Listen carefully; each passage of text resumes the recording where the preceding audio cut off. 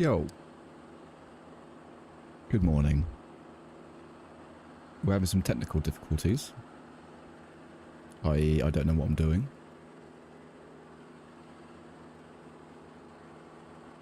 Oh wait, now it is working. Hold on. Hold on a minute.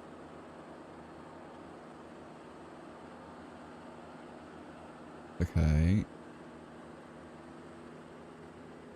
It's not exactly right.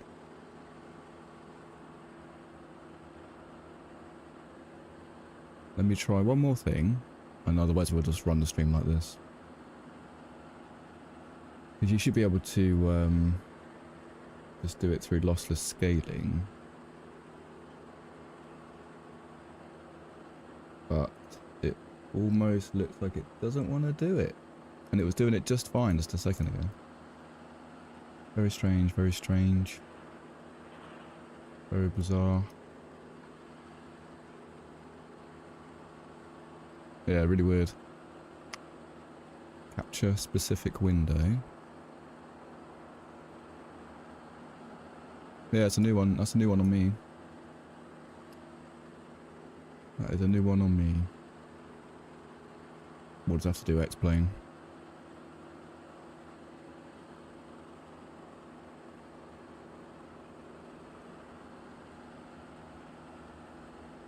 I mean, it's still scaled for me, but it just isn't scaled for you guys, which is a little bit annoying. So it might not be as smooth, perhaps, but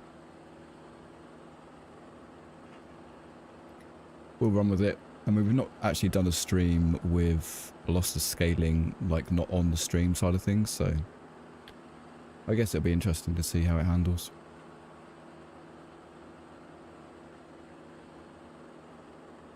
But we're in sunny, clearly very sunny Inverness. Raining currently.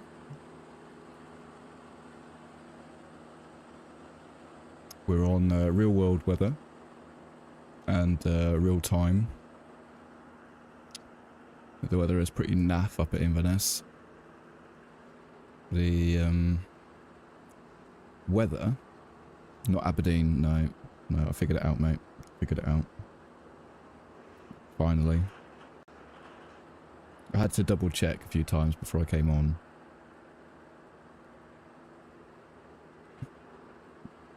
Which is embarrassing. The actual meta for Inverness is... No, we're not flying to Luton. Read the title. We are flying to Geneva. Yeah, so the wind is 040 at 10 knots, so we're taking runway 05 for departure. We've got all the 9s. There's showers in the vicinity, which is accurate because it is raining right now. Few clouds at 1,000 feet, broken cloud 1,600 feet. And it's +5 for the QNH of 998. So... yeah, not a terrible day. Not a brilliant day either.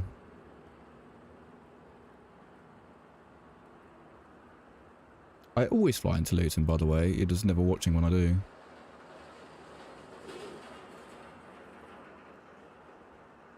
Take an old V-Ray out for another flight. How's the stream, Paul, smoothness-wise? Is it alright? Because we're not using lossless scaling today for some reason, because the stream had a bit of a shit fit just before we tried turning her on, so... Is it alright not too jumpy or framey? Hopefully. Smooth. Beautiful. I don't know how smooth it's going to be when we get to Geneva. But, yeah, we'll give it a go. We'll give it a go. I'm not quite sure. It was literally working fine as I was, like, setting everything up, and then we click, you know, start streaming, and then all of a sudden it's like, no, I don't want to show the stream through lossless scaling. You'll just have to show it normally. Right, all right, fair enough, all good.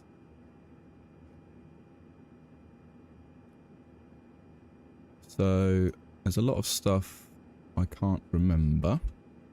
We haven't flown for quite some time. So bear with me. We're flight number 2289 Bravo. 2289 Bravo. I don't know if it will let me put that in there. Oh, it will. Cruise flight level. We're cruising at... Oh, we got step climb. 390 is the...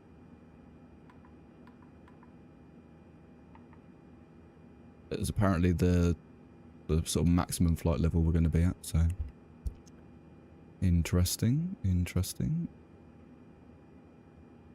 Init... Is there an init B page? Oh, okay.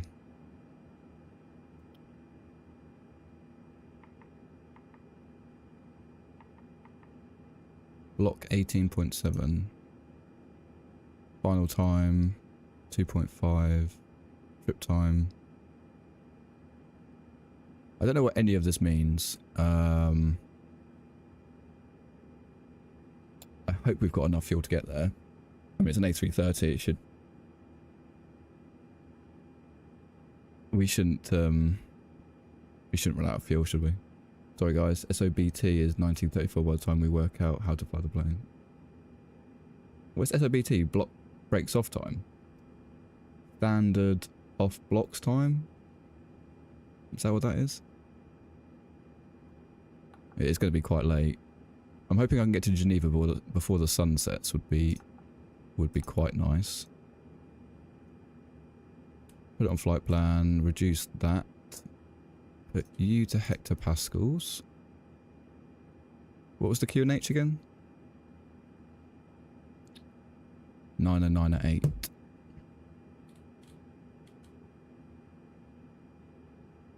Oh, there you go. Scheduled off blocks time. Mate, all my aviation knowledge is fading. No. 908.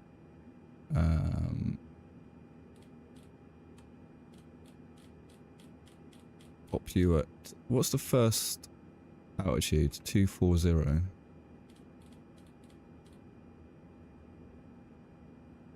At 24,000. Put constraints on... Well, actually, you can be airport. We put some lights on, shall we? How about that? Integ. It does massively affect the reflections, which is slightly annoying. And we'll close the door. Good. I expect a wing wobble when transitioning Luton airspace. Yeah, I'll give it a go. I don't actually know our flight plan. Where does it take us? Navgraph.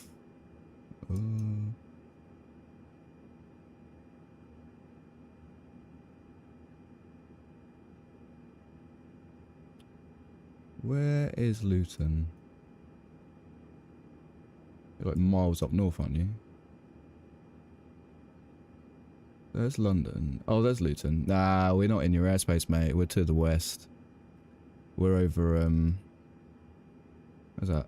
We fly directly over Benson, and we fly to the west of Waltham. And then directly overhead Farnborough, and then we coast out over Lancing, which is where I used to live, which is going to be fun. Fun to look at. Ashley is watching Real Pellet in the chat. Correct. Is that Ashley? E-H-E-M? Or E-H-M? Is that Ashley? I don't think I've ever seen him in chat.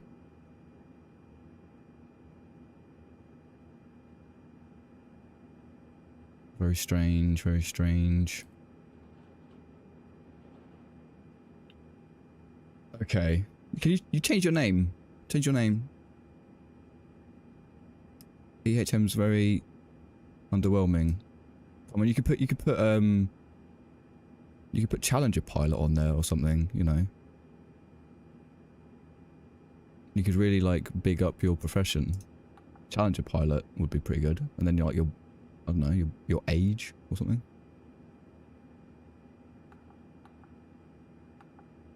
Oh goodness. Flight plan. Well, that's a new thing I've never seen before, so that's good. That's good. Oh, actually, we need to put in all the things first, don't we? I said the departure.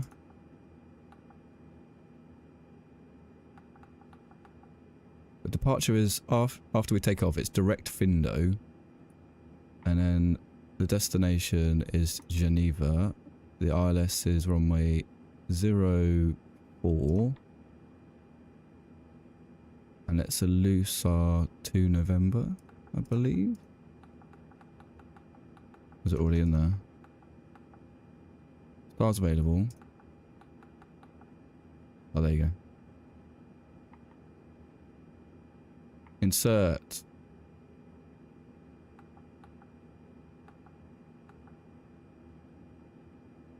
Why? I don't know why the line disappears. Maybe Ashley could help me with that one. Not quite sure why the line disappears there. Challenger Pelot 01. Yeah, exactly. That's got to be the one. That's got to be the one.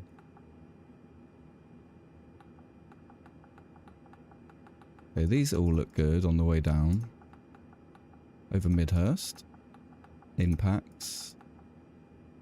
Lusar. Okay, that... Okay. Oh. Flight plan discontinuity. Okay, can we clear this? Invalid delete. Or do we have to click it and then delete? Okay, clear. Cancel.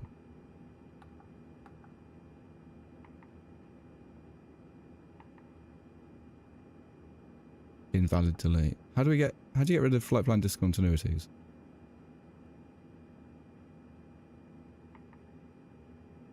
Invalid delete.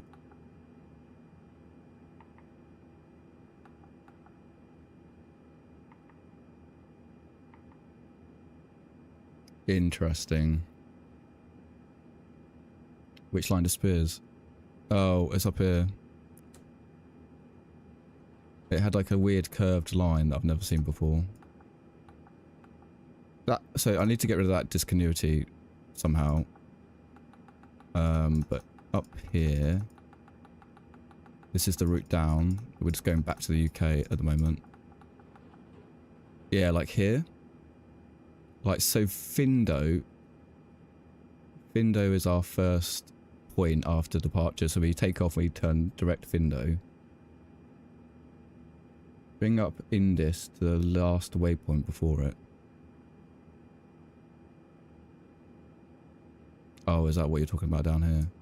Alright, I'll go back to that. Actually, I'll do that now.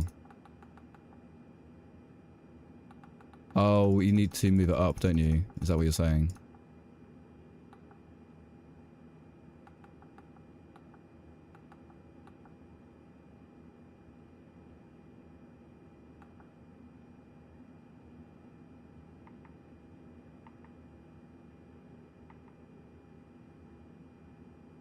Oh shit. Oh shit. What have we done? Well, Indus is gone. Indus is gone. The bendy line you see is because the right turn won't finish before you then need to turn left after Bryce. So it's describing the turn graphically. Oh, so I'll be like mid-turning all over the place.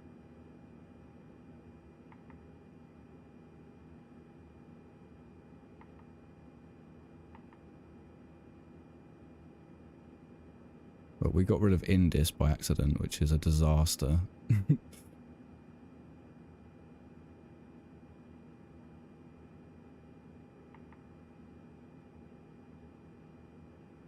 thought you could just delete these. Invalid delete. But then will I try and... How do I move Belka up? Get the iPad out. Oh no. It's Belka. I've just deleted a point by accident. If I zoom out on here. Look at this. It's like some insane long line. We basically need to go along here and then turn in for the approach. But I accidentally deleted Indus. I'm guessing maybe we don't need it.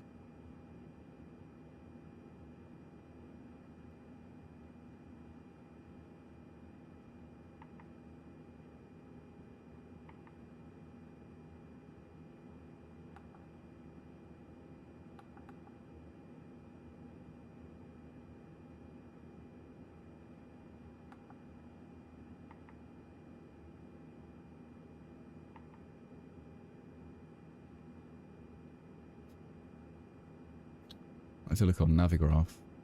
Where was Indus? Indus was near... was actually near Geneva. Oh, Indus is the one before Belka. So if I went...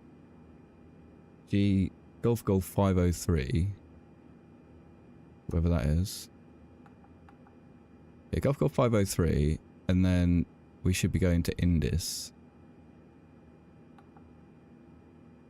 Where can I input a point?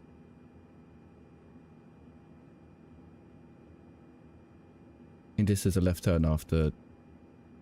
yeah, it's like a left base turn. Yeah, that's what I was thinking, but I've just deleted Indus. How do I re-put that in? I accidentally deleted it. Well, this is like basic stuff, but... it's like, this is Golf 503, and then it should be to Indus. So, type Indus into Scratchpad.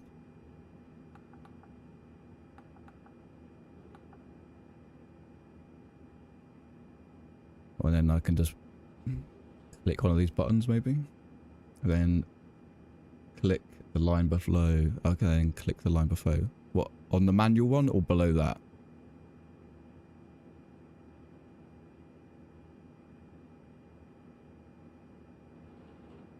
Indus. So it should be on that one, on manual. Okay. Okay. Oh, you guys probably can't see it very well, can you? Yeah, so Indus is now in the yellow, and then I'm guessing temporary insert.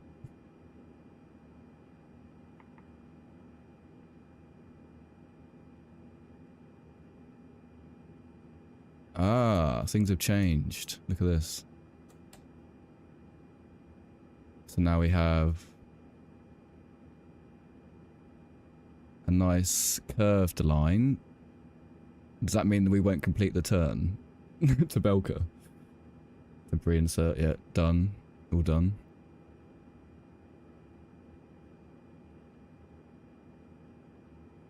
We'll check what's next. Yeah, it's got us like a nice little curved sort of approach now, which kind of looks better. And then Belka, I guess it's saying 220 knots, but would be probably slower than that at that point, but... and on here, it's still saying flight plan continuity. Or can I just click? It's got top of descent here for some reason. That's not right, is it? Top of descent. Need to join Belka after Indus. So click on Belka to add to Scratchpad and then put in line after Indus. Need to join Belka after Indus. So click on Belka.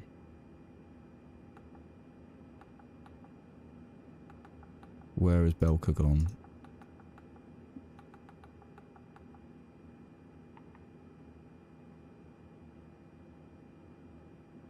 Click on Belka to add to Scratchpad.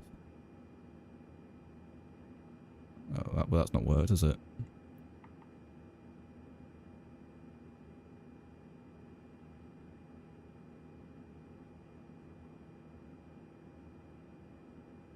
Just type in Belka. Okay. Click on Belka and then put in the line after Indus.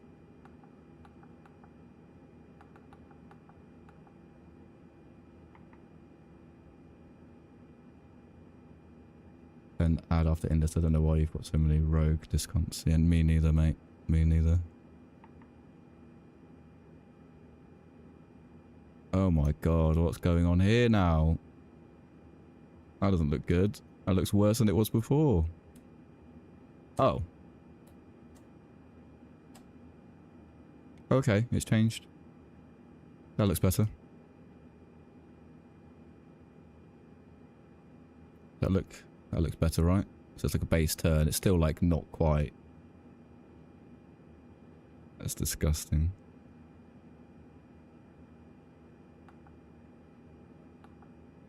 Okay, well the top of the scent thing's gone, so thank you for fixing that. Flight plan, can I just, to get rid of this stupid discontinuity, can I just click on LSGG? Oh no, it doesn't even let me do it. Or can I just leave that in there because I guess this is the discontinuity here, I guess, that gap. Because they're not kind of perfectly linked up.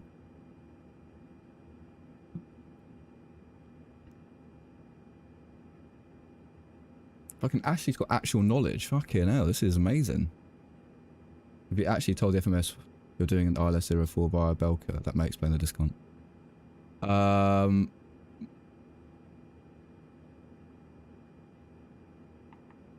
No, so we did ILS 04, and then we did, as per our flight plan, it was the Lusa to November arrival. If I click that, will that mess everything up again?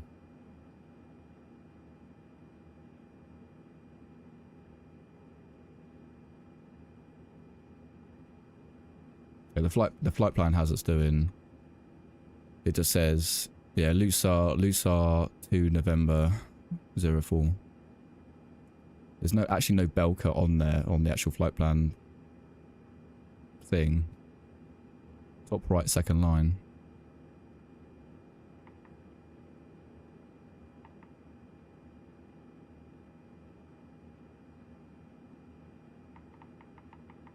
I'm guessing there's no option. It should offer a trans Belka. Yeah. Oh,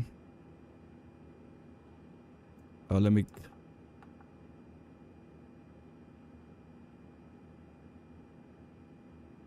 Then click the blue star.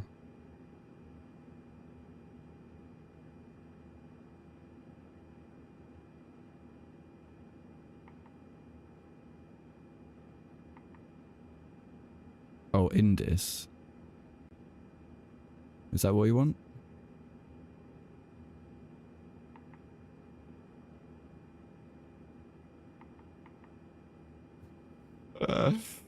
Click Indis. Let me try this. Let me try this.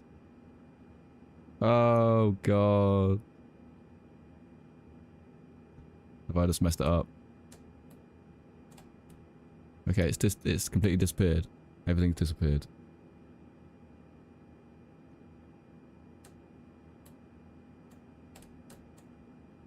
What's happened here? Oh, wait, what?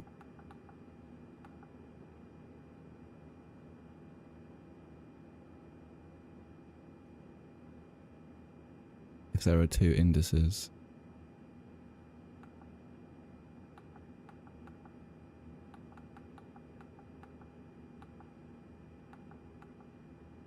I've got an indis and a Belka.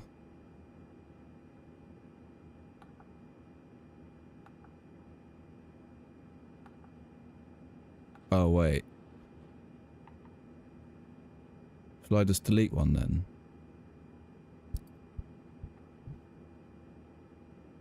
Which indis? Which one? Like, this is like the bottom of the page. And then you've got, that's this one, and then if I go up, there's another one up here.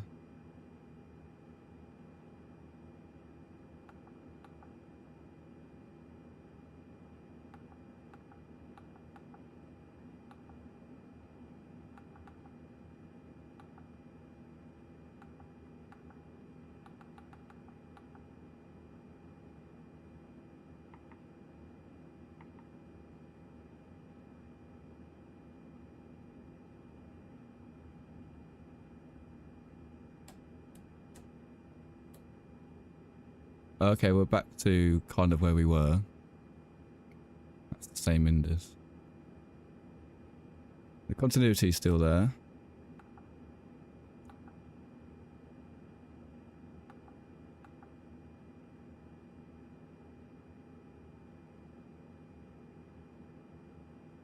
Yeah, maybe it could just be like a weird buggy thing. I guess we can just like manually fly it. Direct Belka. Yeah, I think you're right. We'll be here for an age. Otherwise.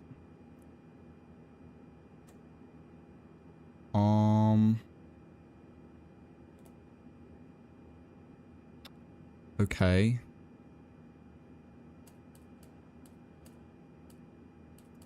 Fuel pumps off. Should we maybe... That's on auto. Beacon light can stay off. Nav and logo can go on. Seatbelts will put to auto. Arm the emergency exit lights. APU master switch. A couple of seconds. I think that's right, isn't it? And start, and then the flap opens. Yeah, APU's alive. Oh, thanks for your help, mate. That's very handy. I really thought I hate the FMS. I really hate it. And this is on the Airbus as well. You'd think that it would be easy for me. I don't know how I scraped through on a freaking Boeing. And the 7.3. We've got ground power in at the minute.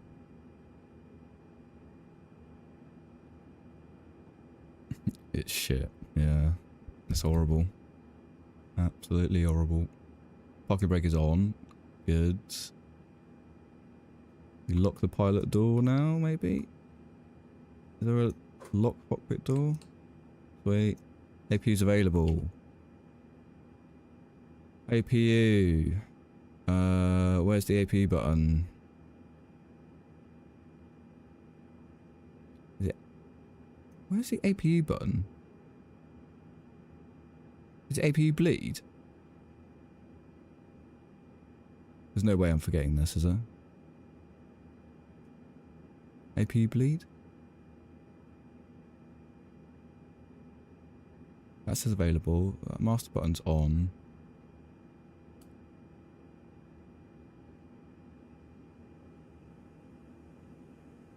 Okay, APU bleed is the blue light. What, so APU bleeds, so now it's on, so yeah, bleed, okay. And then we can disconnect ground power. Okay, ground power is disconnected. So if we go outside, we can kindly ask them to remove the chocks and dismiss the GPU. Okay, so he's disappearing. Good. Parking brake is on, AP bleed is on.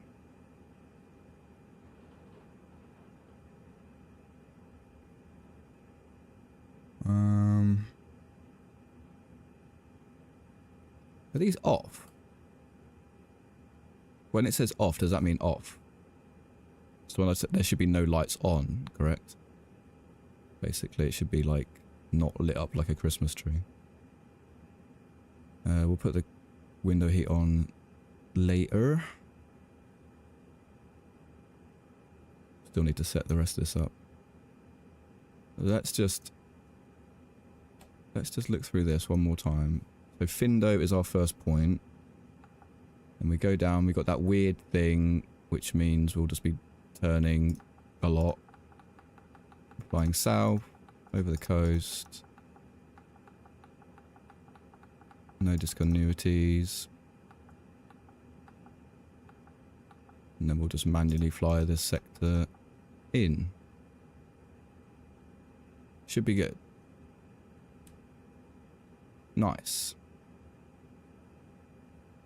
We just need like the weight and balance of stuff now, I guess. Performance. Data. Oh, is there like there's like a wind option somewhere?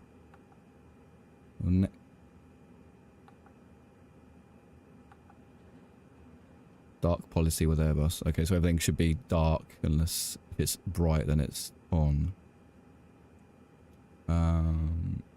It will look like it's frozen, but it's just when I tab out to go to do the takeoff performance, it kind of just freezes the thing. So we haven't crashed. It's all good. Populating the weather. Runway 05 for departure. We've got 6,000. What is that? Meters or I don't know. Can we even take off on this? Solution provided with bleeds off.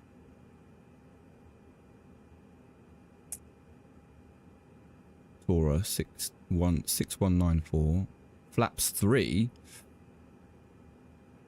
Thrust toga. Okay, so we've got a small runway then. Flaps 3. Toga. V1 127, 127, 134.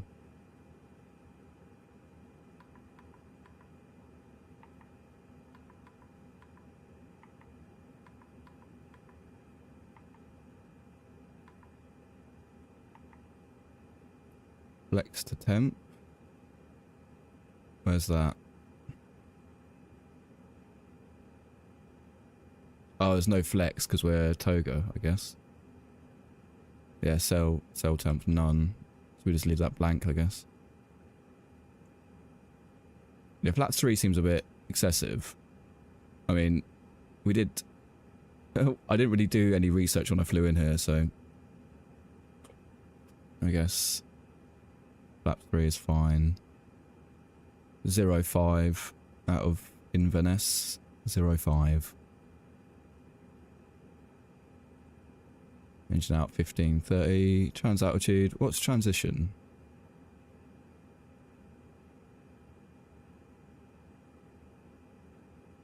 Oh. Will tell me on here, won't it? If I open up Abby tab.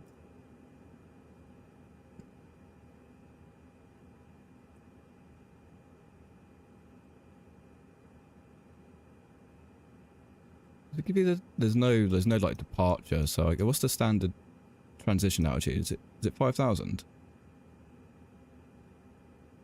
Is it 5,000 in the UK or 3,000?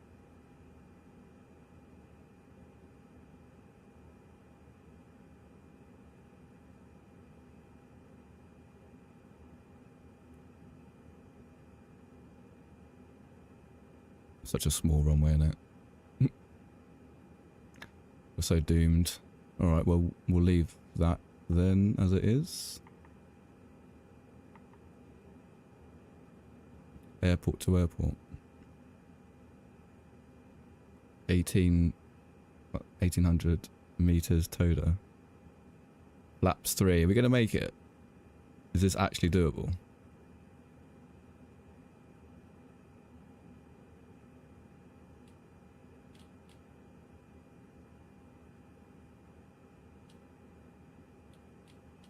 I know you don't need to really set that, but... Alright. Beacon on. Plugins. Better pushback. Where are you?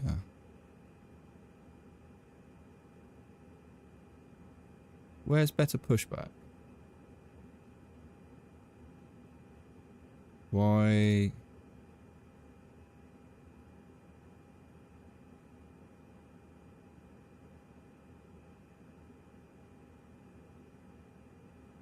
Why is better pushback not on here anymore? We're Inverness Airport, Echo Golf Papa Echo.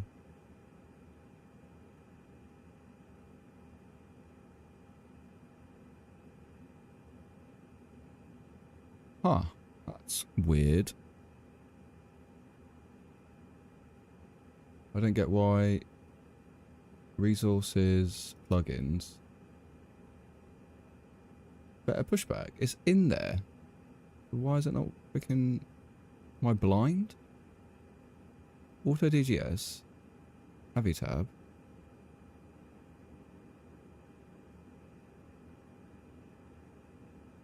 Oh, I'm so confused. I'm so confused.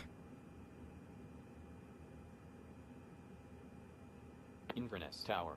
Delta Kilo November. We're gonna have to do it some weird, stupid way. Straight back. Delta Alpha India Kilo November Heavy. No pushback service available. No pushback service available. Okay. Okay, guys. We're in trouble. We're in trouble. No pushback available. So how... So we're...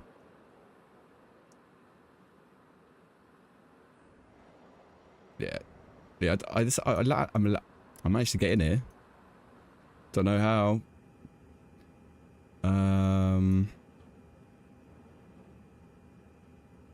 We're just going to have to start engines and maybe reverse out of here with reverse thrust. Is that going to be a problem, do you think?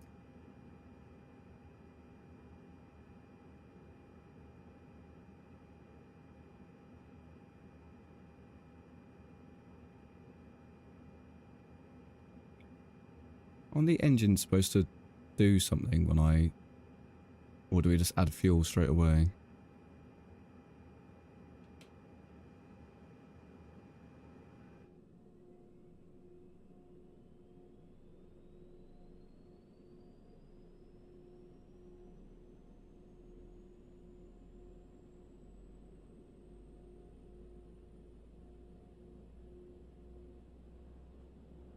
Come on, baby.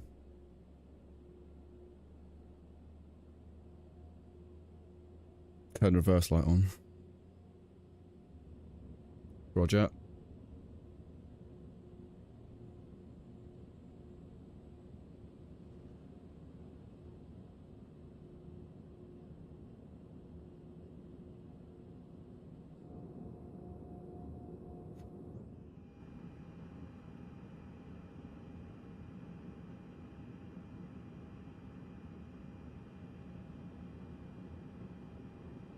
Okay, so number 2's alright. I think. ADP removed. Yeah, but they're all over the place. Look at them. Shocking behaviour. Okay, number 1, please. Number 1. Do your thing. Flight controls. What does that mean?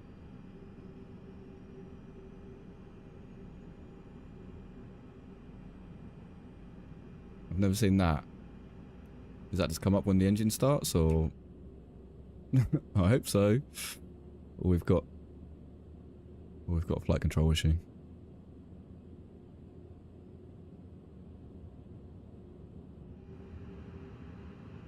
Have we got all the hydraulics on?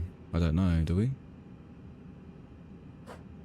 APU bleed, master, APU's on. Looks like everything's on, right? It's all dark. Okay, it's disappeared now. I guess it's like an Airbus thing during startup, maybe. EPR's good. Fuel flow is good. Temperatures are good. A little bit of vibration going on in number 1. Hopefully that settles down a little bit.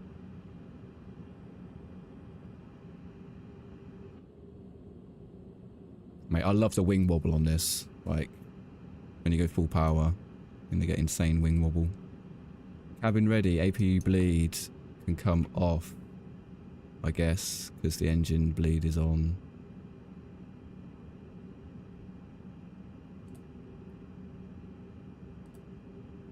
Okay, APU off.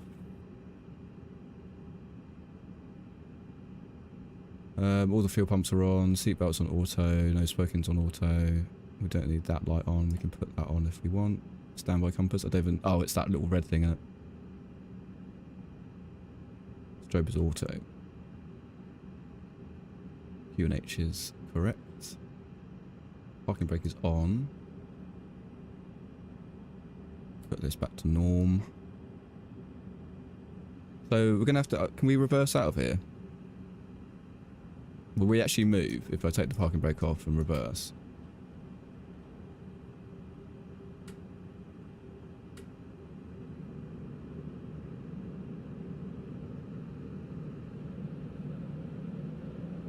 Yeah, it's working.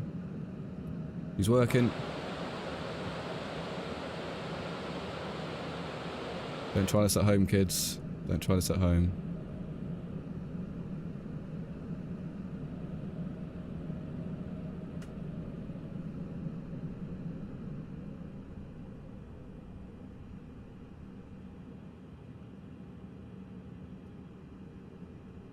Okay, so taxi light on. Turn, Benji. Turn the aircraft.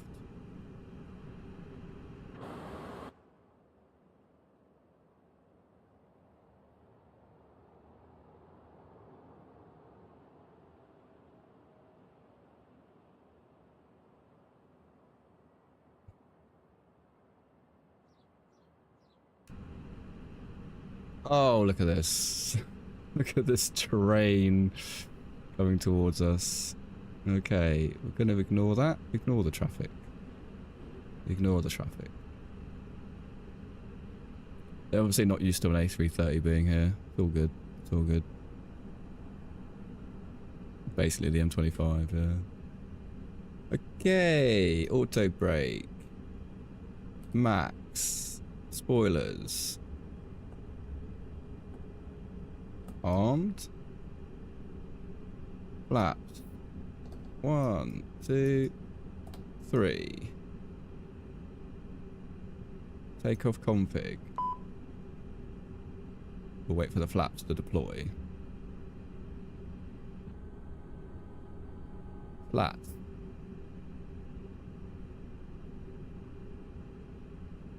I've got no choice, mate. I've got no choice. We brought her in here. Now we have to take her home. We have to take her down. Important flight down to Inverness, mate. Very important. Okay. Flap check. Flaps 3. Takeoff config. Flaps not in the takeoff config.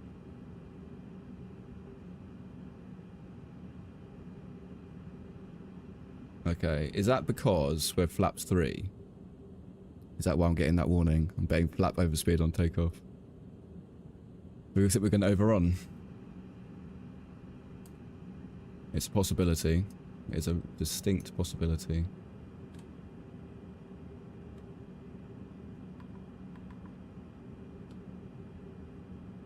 Okay, transponders on. We'll put weather system to 1. Auto. Weather and turbulence. Yeah, how do we inhibit that then? Is there like a...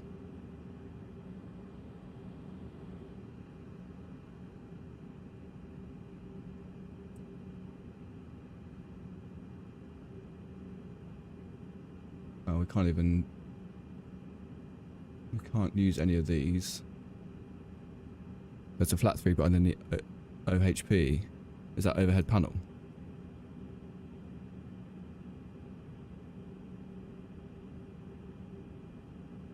Engine.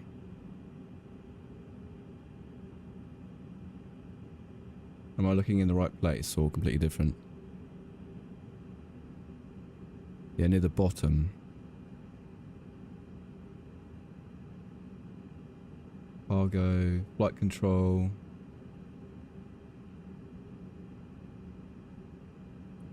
I don't know. Full. We're full. A lot of people going on holiday from Scotland.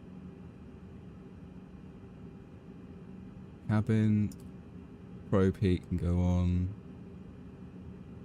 GPWS on the left, it's near there. Cool oxygen. Oh, flat mode. Off. Takeoff config. Yeah, that didn't work.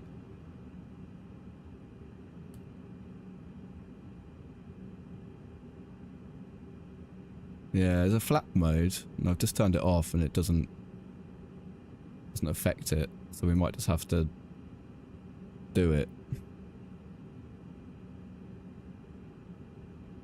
Glide slope system. Could turn system off. Would that have any effect? Maybe. No. Should we just leave it? We have to just assume it's working. It's like there's no stuff on departure. There's no terrain on departure.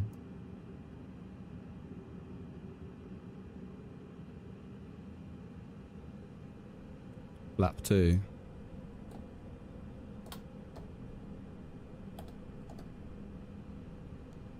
Oh, there you go. Yeah, that works. Flap 2 allows us to actually get it done.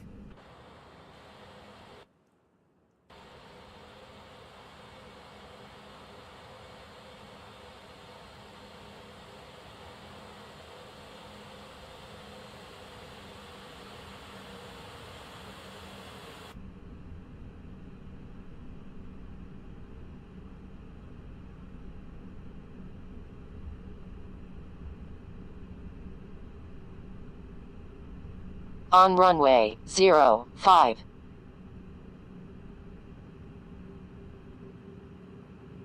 Yeah, it's going to be rough, isn't it? This is going to be a tough one. Okay. All the lights are on. The people are seated. Landing light is on. Takeoff lights are on. Window heat is on. Wasted a lot of takeoff run there. Yeah, I can... I'll be on the grass otherwise.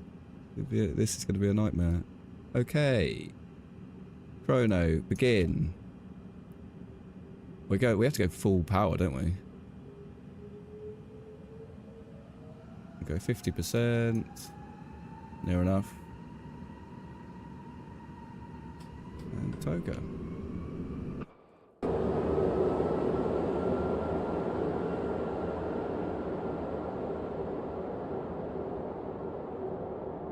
Here we go, boys.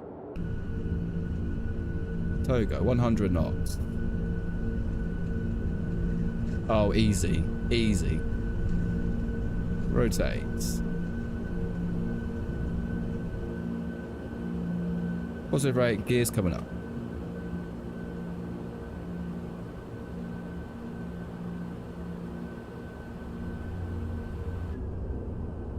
Nice fog on the inlet. Beautiful.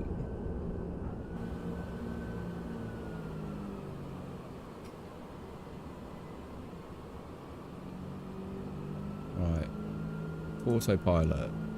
Flight director needs to come on.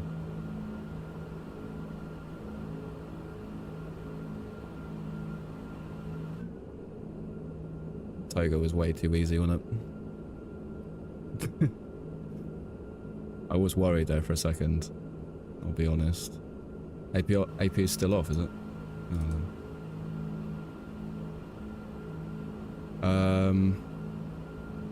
I guess she's not going to turn, maybe? Yeah, I guess we have to go direct.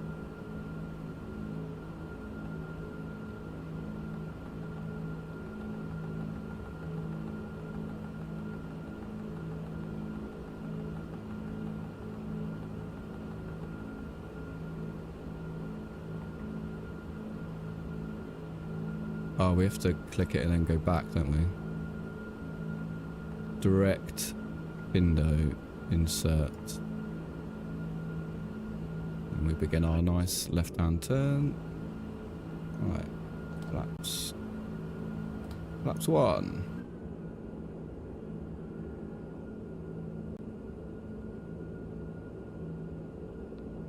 The speed is low and need LNAV active.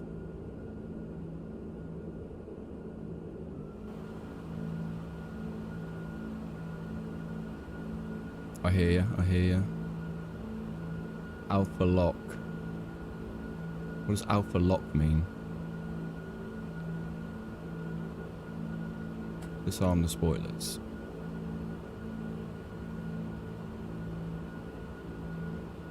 Are we going to increase in speed here, guys, or? Silesium, good afternoon, sir. Good afternoon, 07. Alpha lock is preventing that. No, that's alpha floor, isn't it?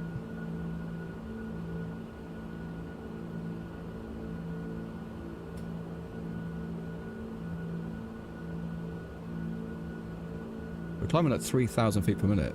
Not sure what speed it's managing. Yeah, me either.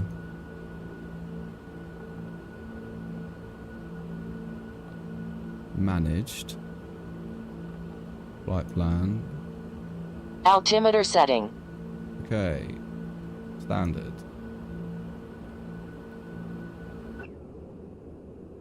Wow, we're climbing out at some insane rate.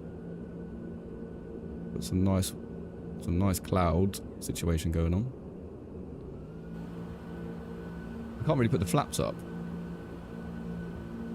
Full speed 250.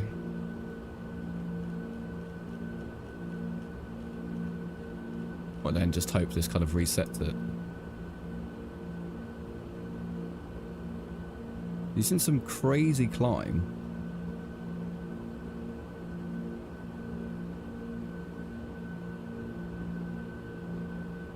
Low speed.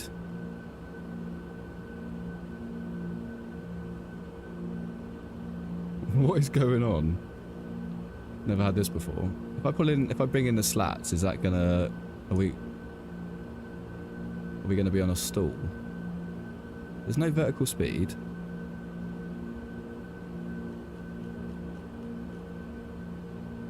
$2,000.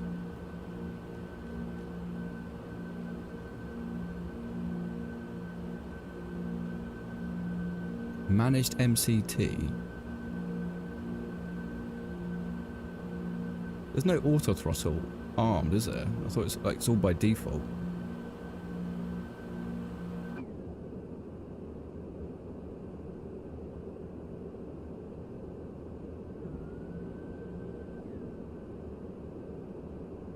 Do AP1 combined. I'm still in Toga. I'm not. I'm on Flex. It says leave a climb. And then it says man MCT.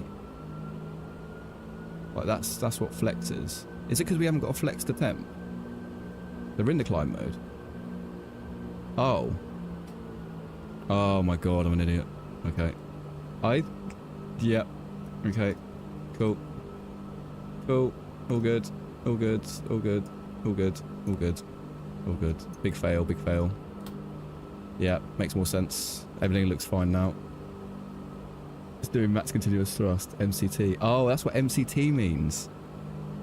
Oh, MCT, max continuous thrust. Okay. Okay. Okay, I get it.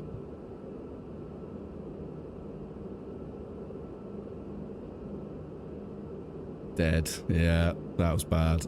That was bad. Sorry, boys. That was pretty terrible. Well, I've learned something. In MCT, max continuous thrust. Alright, 15,000 feet. Landing light off. Oh, we didn't even turn it on. Love it. Love it. Extends the range on this bad boy.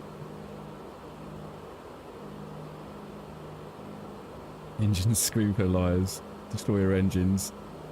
Yeah, engines have zero oil now. Yeah, 100%. Oil quantity, 18.7. Yeah, we're alright. A little bit of turbulence here. Going through the cloud layer.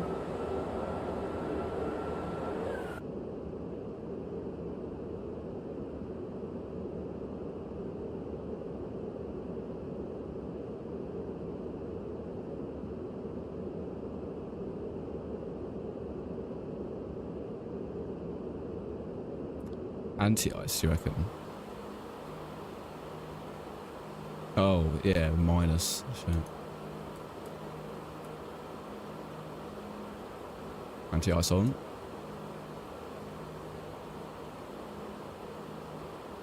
$310 knots. Wing anti-ice. System X-bleed. Cross-bleed open. Cross-bleed. Insane turbulence.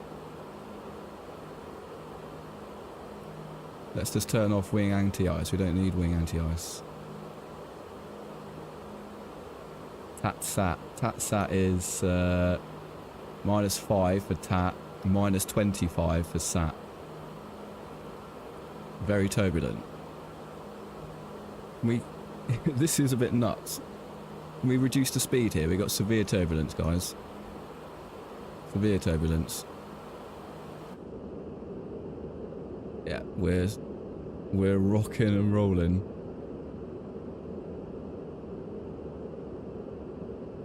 Maximum ice. Jeez. What's the best speed through turbulence like this? Move levers to thrust cruise.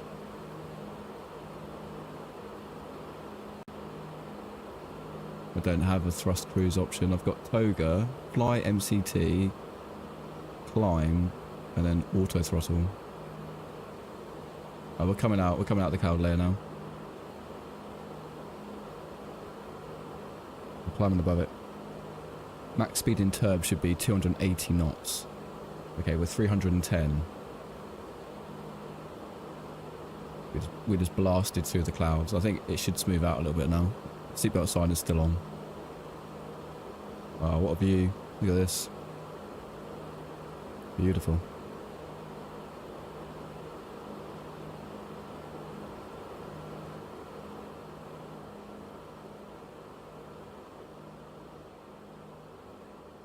I'll just reduce the audio a bit too loud for you guys.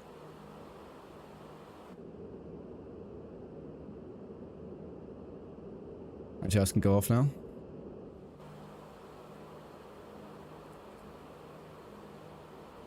Yeah, SAT is minus 36, TAT minus 12, 24 degrees in the cabin.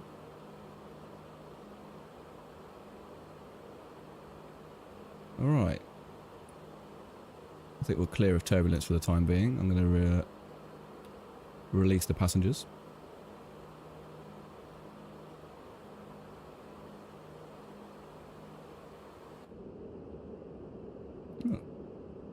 Mate, I love the clouds in XPlane. Look at this stuff. Just look how beautiful. Need further climb now. Yeah, 240, that's true.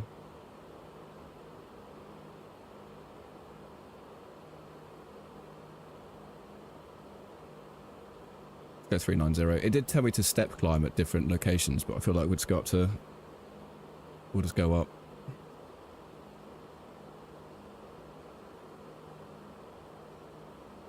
It was quite nice being in between the cloud layers for a time.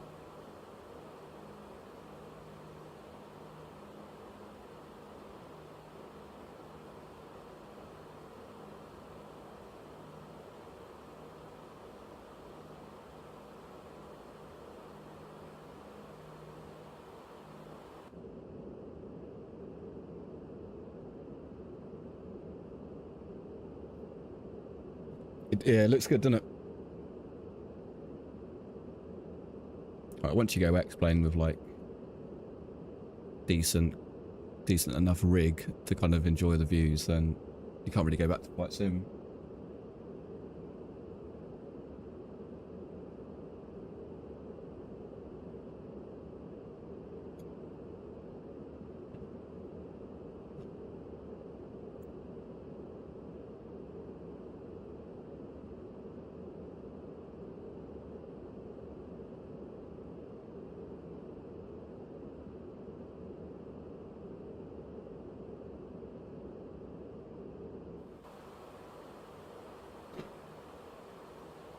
I just love the different cloud layers. All the cloud layers themselves have like their different levels of like shadow from the other cloud layers above it.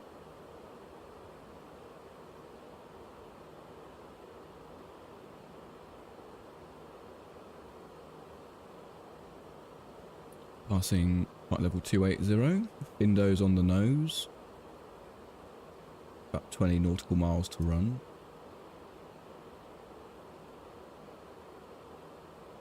Climbing at 1,800 feet per minute. Oh, sun's coming out.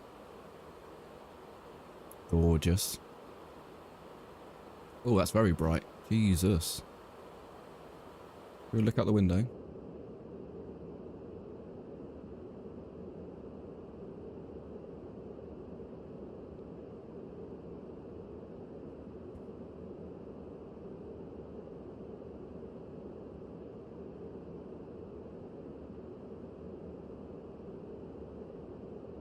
It's good that a lot of like the aircraft stuff in terms of the FMS and the systems like carry over from the Challenger.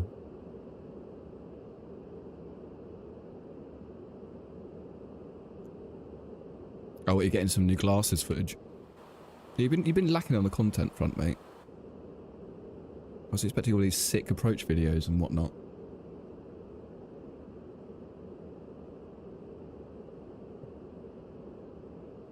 If you could focus more on being a content creator than a pilot, that'd be quite nice.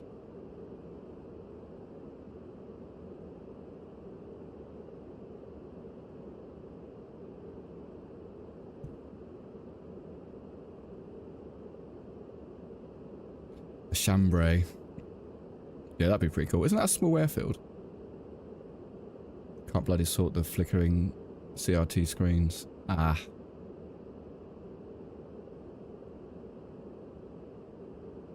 Yeah, that is a bit annoying. Is there like a mod or... Is there something you can maybe put over the screens that would stop the flickering? 4.46 degree ILS. That's pretty steep, isn't it?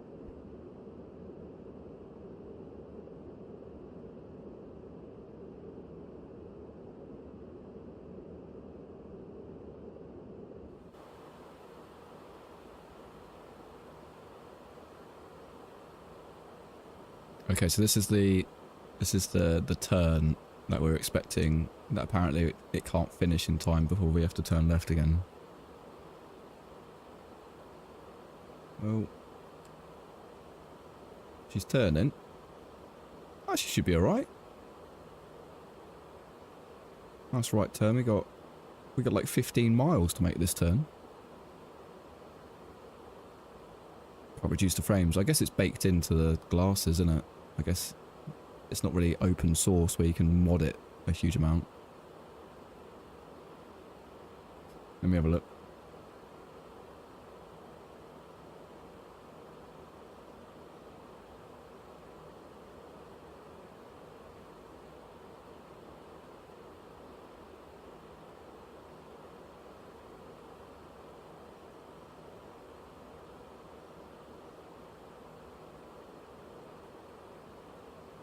Can't seem to reduce it below 30.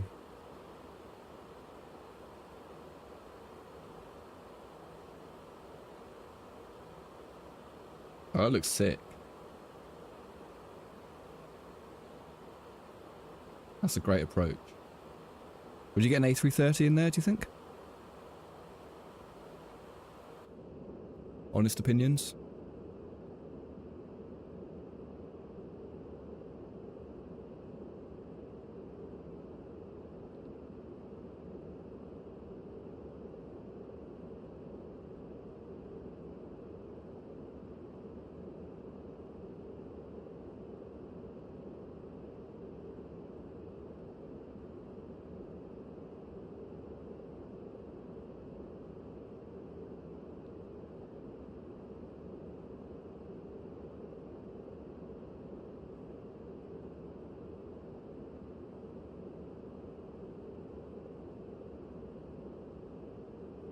Yeah, 1600 meters, so you could, based on how well you got out of Inverness. Would I be able to land in it though?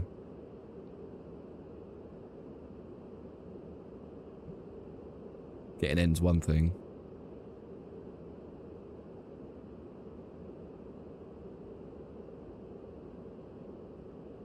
Like the speed that you have to land at is crazy. Like what sort of speed do you land at in that aircraft?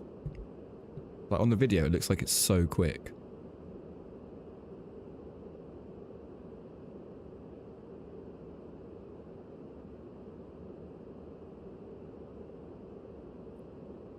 Max brake. Rejected takeoff brake, yeah.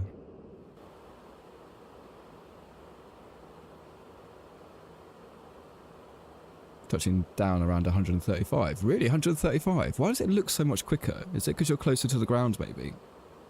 As opposed to like these things where you're a bit higher up. Like the sense of speed's a bit less, maybe.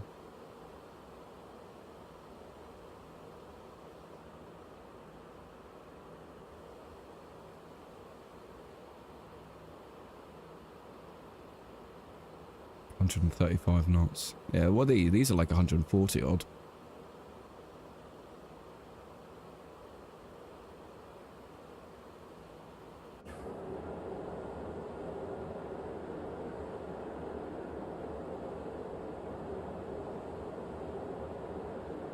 It's such a shit wing, you have to leave it fast. Yeah, new globals are touching down around 100 knots. Yeah, why? I don't get why it's so steep. 100 knots is crazy, by the way, but I don't get why it's so steep when you're coming in over a lake. There's like no terrain. You could come in super shallow.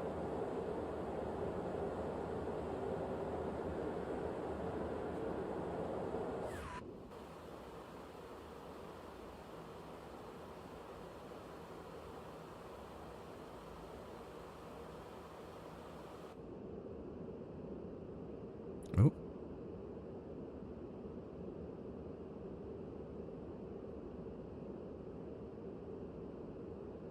It's steep for the escape maneuver. Oh, what, because the mountains on each side?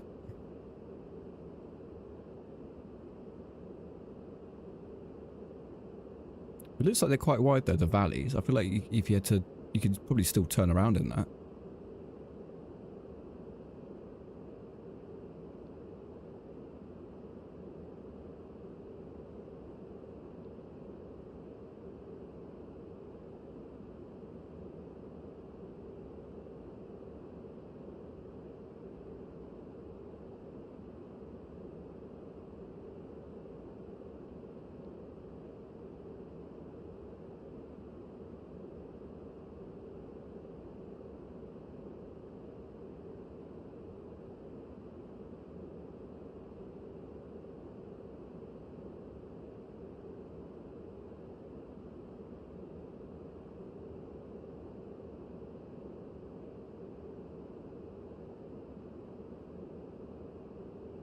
Apparently this thinks there's still a lot of snow on the ground around here, but I don't know how accurate that is.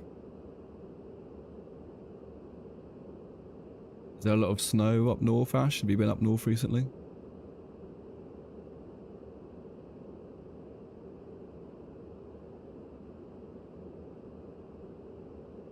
Yeah, the base turn is super high, so it doesn't leave a lot of distance to descend. Interesting, interesting.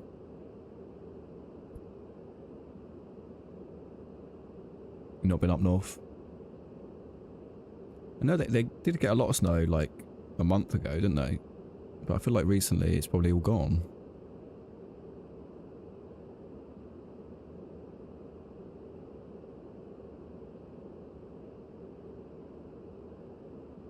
We'll see where it cuts off.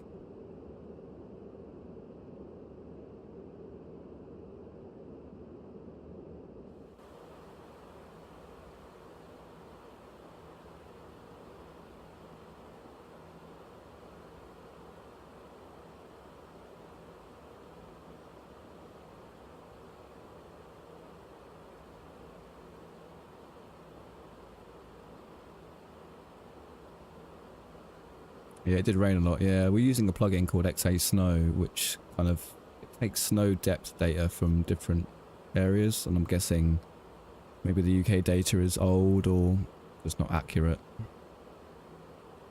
But it's quite nice to see. Like when we flew up to Inverness in the first place, that was just after the snow, and that was quite nice.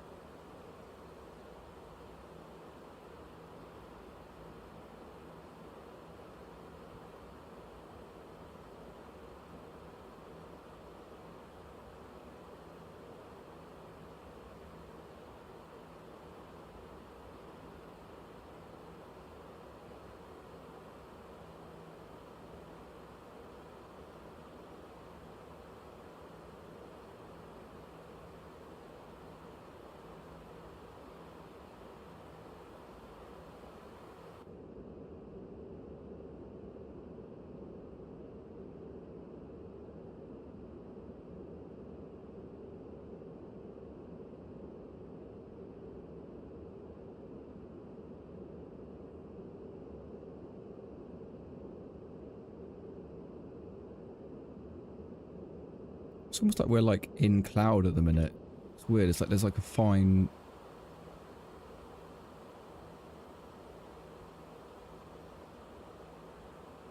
Yeah, this like high level cloud. As if it's like rendering a bit strangely. Looks like we're just about to finish, coming to the end of it anyway. Yeah, it's weird, isn't it? You can see the wing back there. Lovely.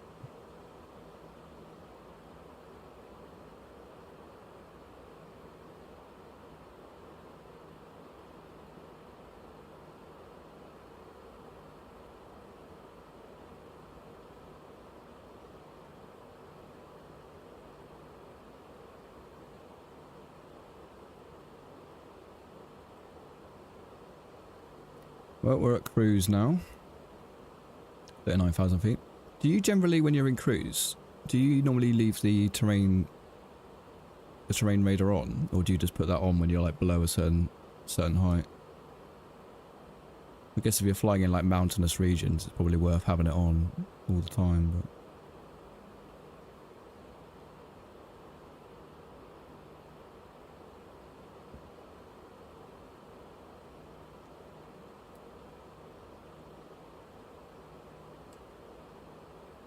where is our top of descent? Where?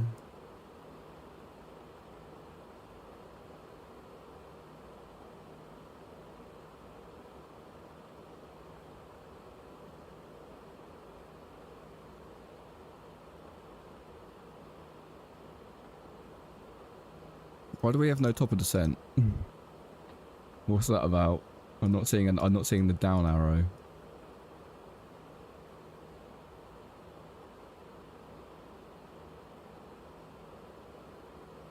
Interesting. We're gonna have to work it out manually. You always have to train on by default?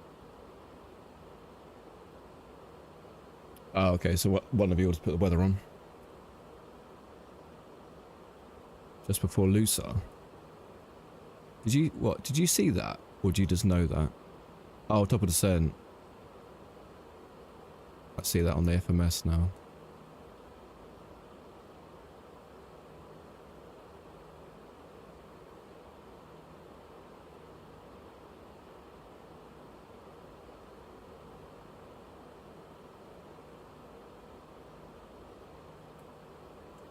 Oh yeah, I see it.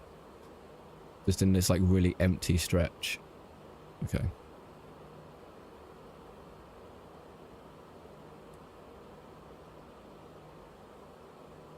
Proper empty. Just had to look for it. We got a 10 knot headwind. 0.81 Mach. Passengers are roaming. Is there a way of seeing how much fuel, like flight time you've got left on the aircraft? Engine, fuel used, pressure. Would it be in performance? 2 top of descent, 567 miles. Estimated fuel on board at destination 7.2 tons. And we've got 13.7. Oh, so okay.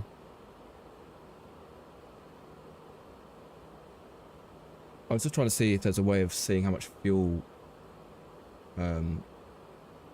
we'll have left when we land. Well, I think I've just seen it. It says cruise. Destination EFOB is estimated fuel on board, right? So that's saying estimated fuel at destination 7.2 tons. Legs pages.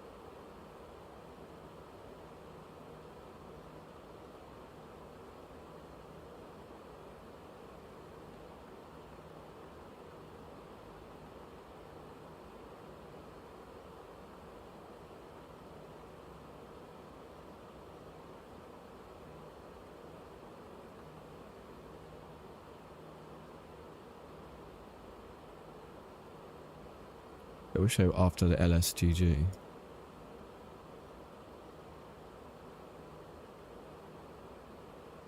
Oh, what's it down here?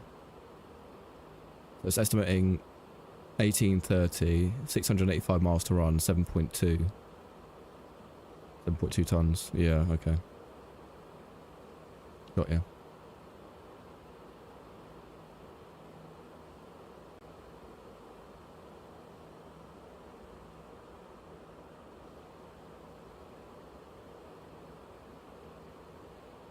Yeah, because it shows it on the performance page as well. And the fuel prediction as well. What's this saying? Gross weight, center of gravity, cruise temp, Propo.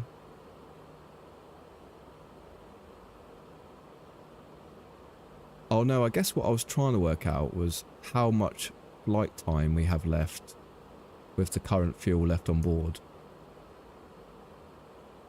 Is there a way of finding that out?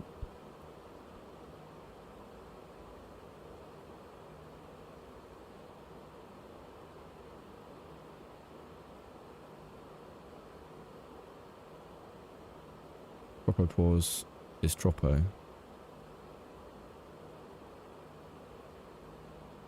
Oh, so is that saying the Tropo pause is at 28,000 feet?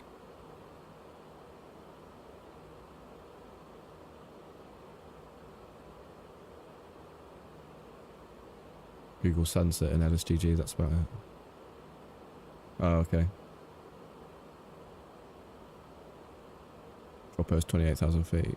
Ah. Very low. Cruise temp minus 48. What does that affect fuel burn then? If the Tropo is higher, is it denser?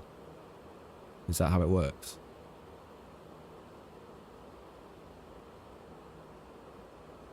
So like at the equator, would it be higher? You could lower your cost index to save fuel if you're keen. I think we were right. I mean, we could do it just to mess around with it. Temp is actually very warm, so you're burning more because the air is warmer than a standard ICER tropopause. The temp's very warm, is it? Minus 18? ICER is usually minus 55. So I guess your ICER plus 78. So your fuel flow will be higher than it would be typically. Ah. Okay. Sat minus 55. Oh, so that, okay, yeah. Yeah, it's saying cruise temp minus 48, that is sat. So you're saying that's normally like minus 55, so because it's technically still freezing cold, even though it's warmer than normal, we're burning more. Like fuel flow. Is there a fuel flow option? I think there is on the Boeing. Oil quantity. It says full fuel used, but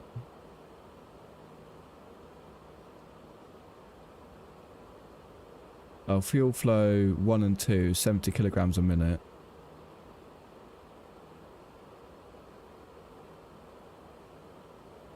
The ICAS in blue.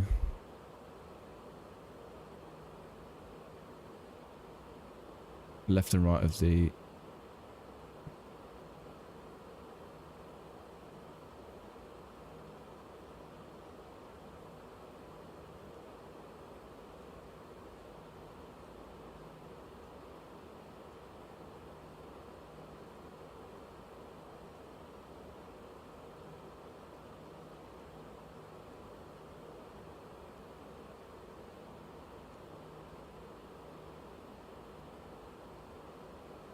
yeah, number 2 is burning a little bit more fuel, or has burnt. Oh, it's because we started it first, isn't it?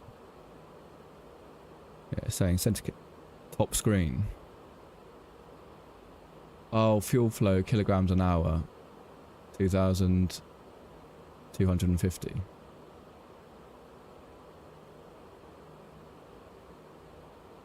That's in pounds, right? top screen, it gives live fuel flow. Fuel flow, kilograms an hour. So it's burning, what, burning 2.2 tons an hour, is that right?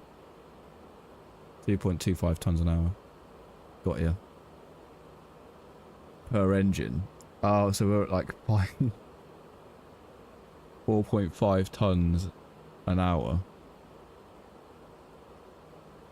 Holy crap.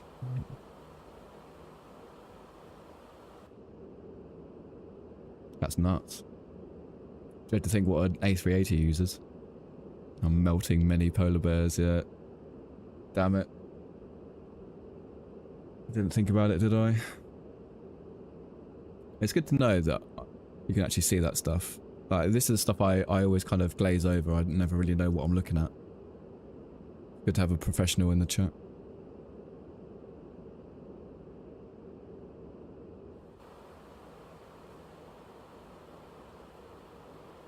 A380 is like around 10 to 11 tons an hour total. Jesus Christ.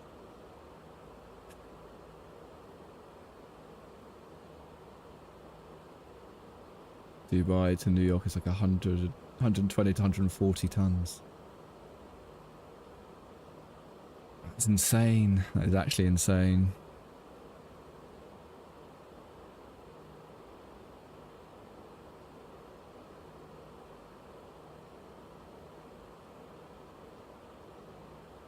That is mental, mate. Where's all that fuel come from?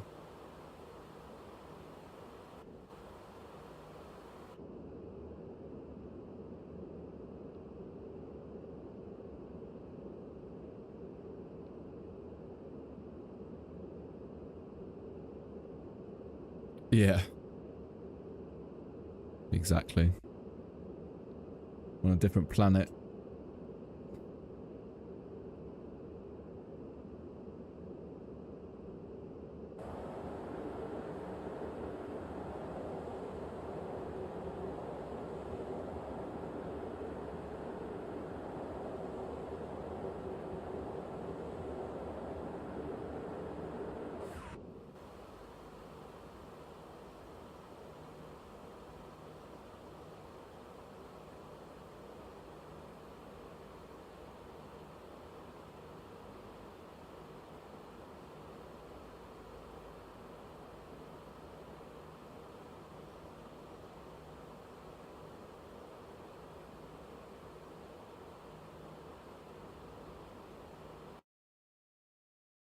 I'm just gonna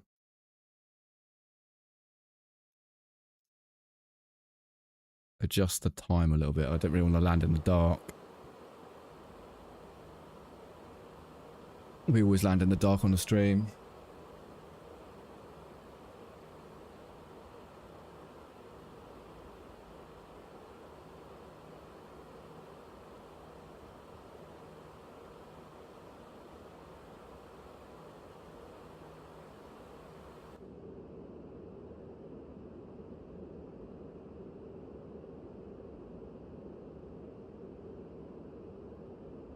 Yeah, not doing it. Not doing it. It's just not enjoyable to watch, like, really. It's, like, YouTube makes the videos darker anyway, so you just can't see anything until we're, like, near. And then I guess you can see, like, street lights and stuff, but there's some good scenery around Geneva, so enjoy the mountainous areas.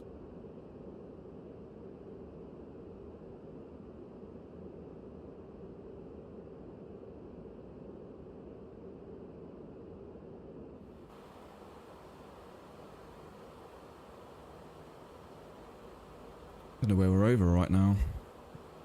There's a...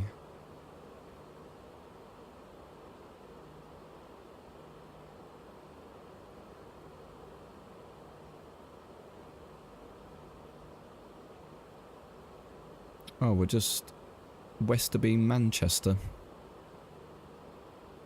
So if we look out on the left side of the aircraft,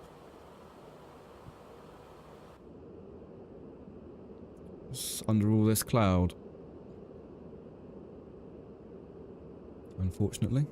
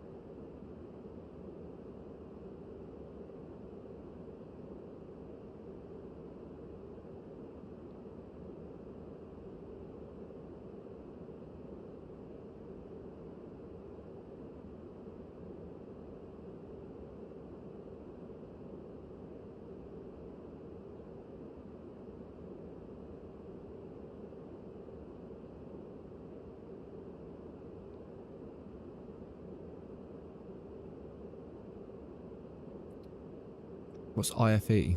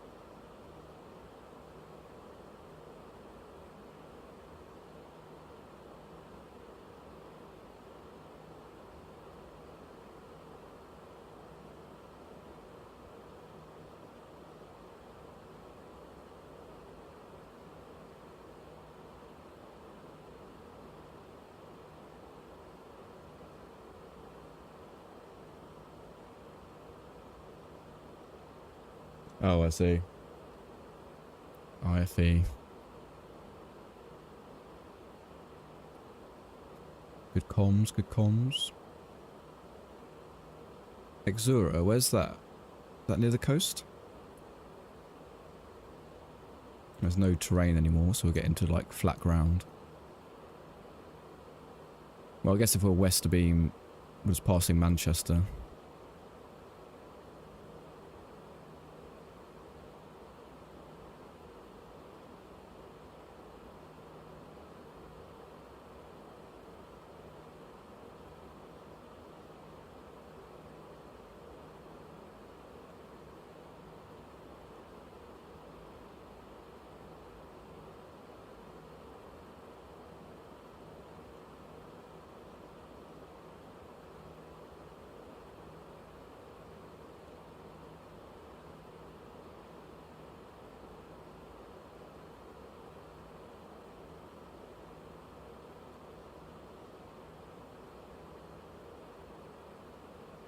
Left aileron and right aileron are a bit twitchy.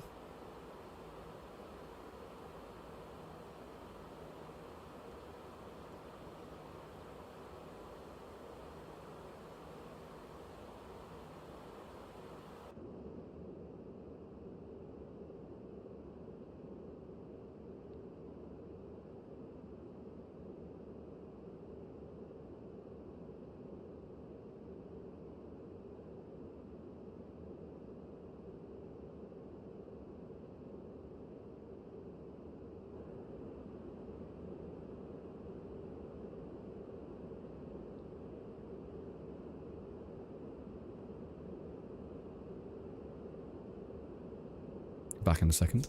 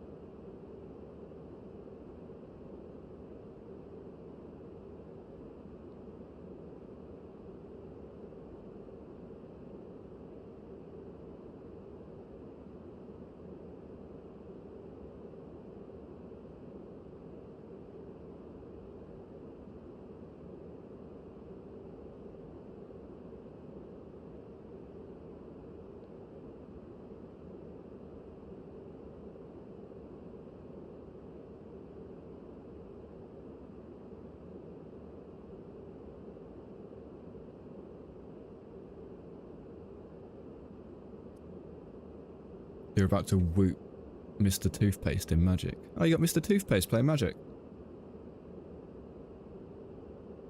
Hell yeah, man.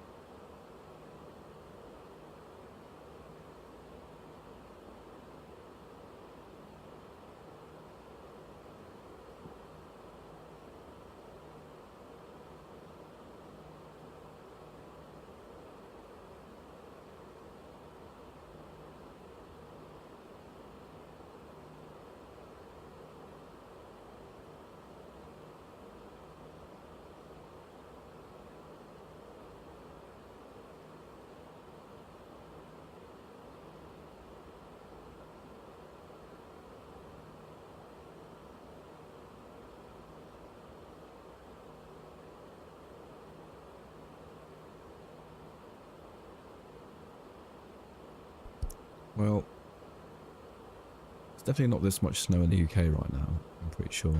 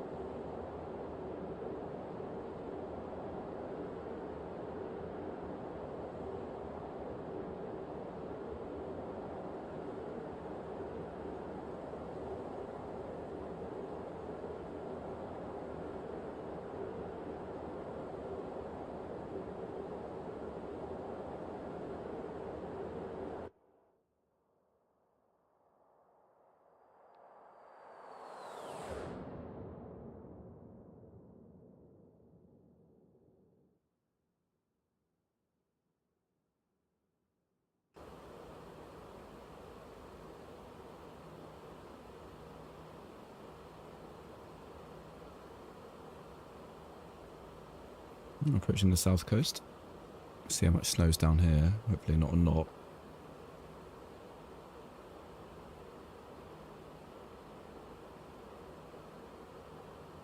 I guess we could disable XA snow, but there might be snow in Geneva. Is there snow in Geneva?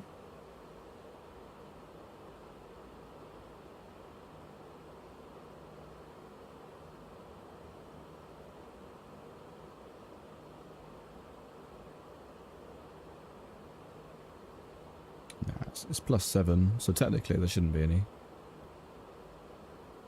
I mean, we've got snow down here.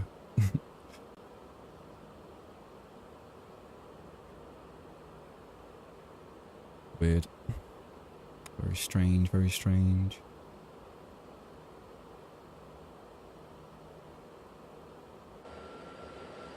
Where are we actually over right now?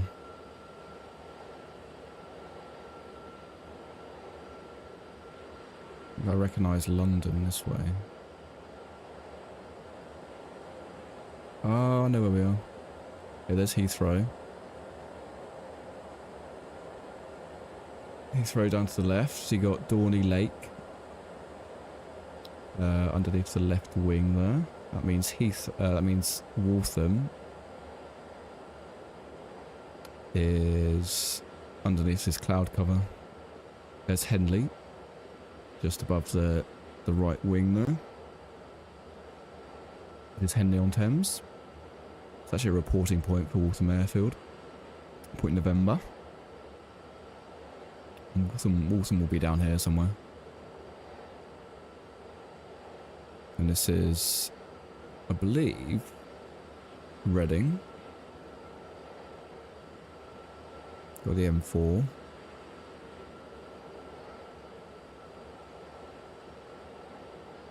Then the M4 goes up, and then Waltham would be literally under here if the cloud wasn't there.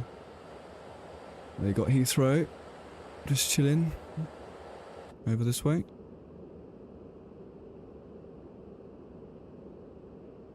Got the Reservoir Lakes. Then you got the Long Walk. So that's like a long walk that goes up to Windsor Castle, which is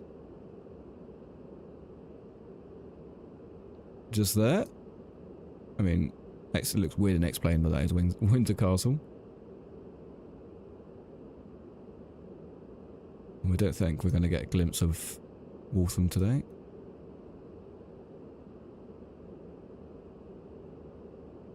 Yeah, we're past London. We're just about to coast out. And the coast is coming into view. Fun fact, we're actually going to fly directly over the small little town I used to live at on the south coast many years ago.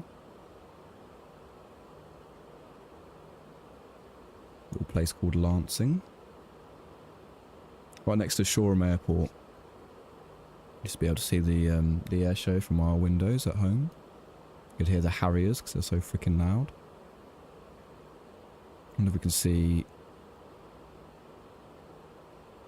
much. We see. Yeah, this is Shoreham Airport. That's the River Ada, I think.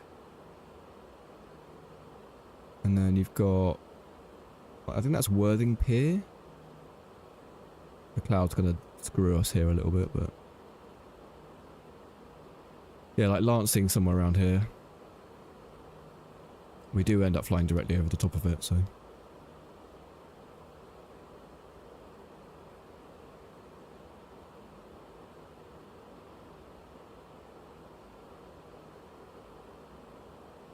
Before the cloud gets really thick, we might get a glimpse.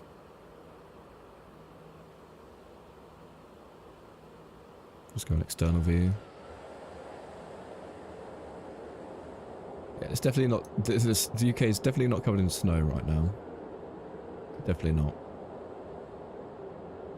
It's old data. Old data from XA snow, I think.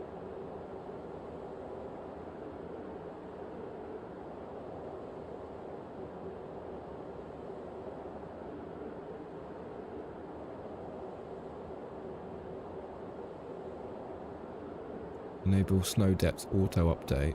Not really sure what that does, but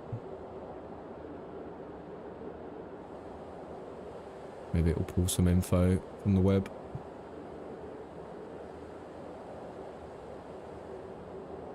So yeah, Shoreham Airport's there, and then you've got, I believe this is Beach Green down here. Sure, actually. Hard to tell when it's covered in snow. It doesn't look the same. Oh. We had a weather update. Anyway. We're coasting out. That's the main thing.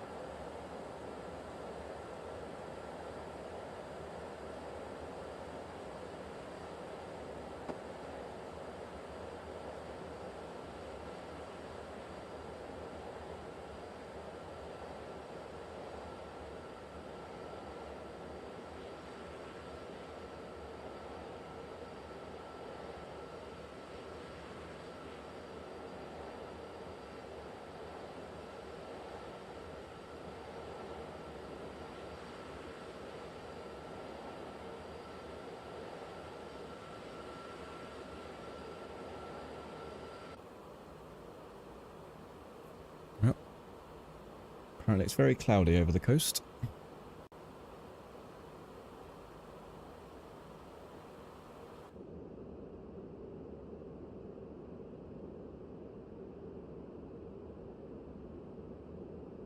wonder if we click override, what does that do?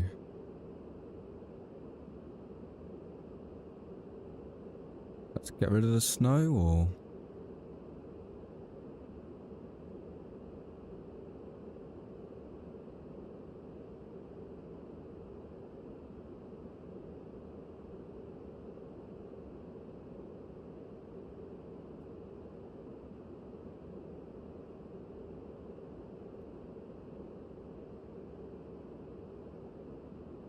Not sure. It's not too important.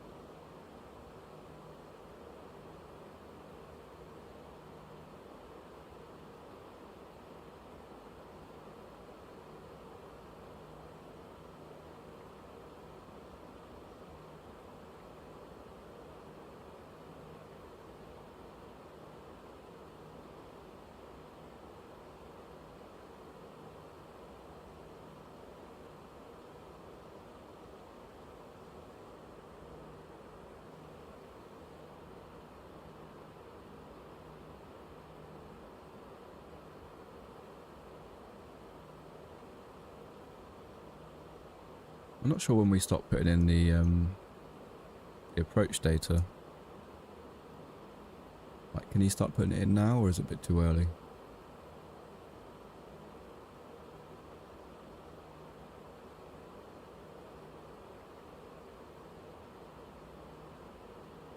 I guess we could set it up, couldn't we? So we're not going to activate it, so... Shall we?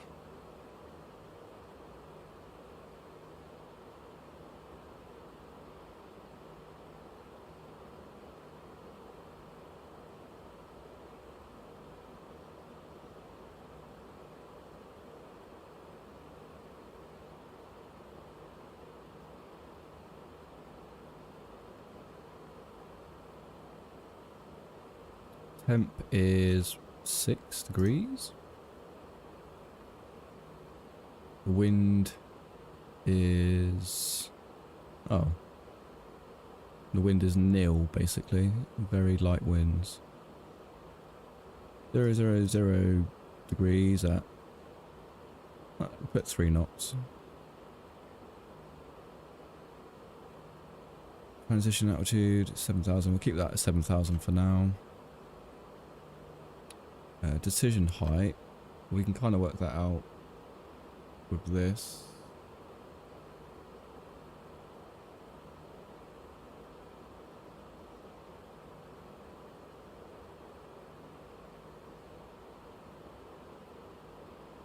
$1,600, 1617.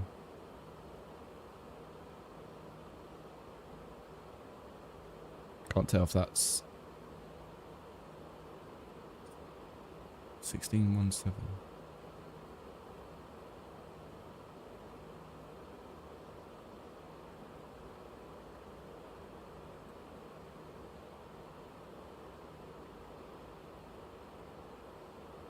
Oh, or was it?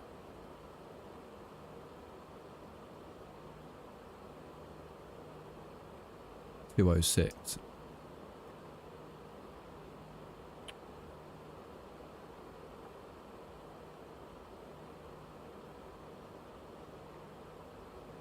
Seems a bit more sensible, doesn't it?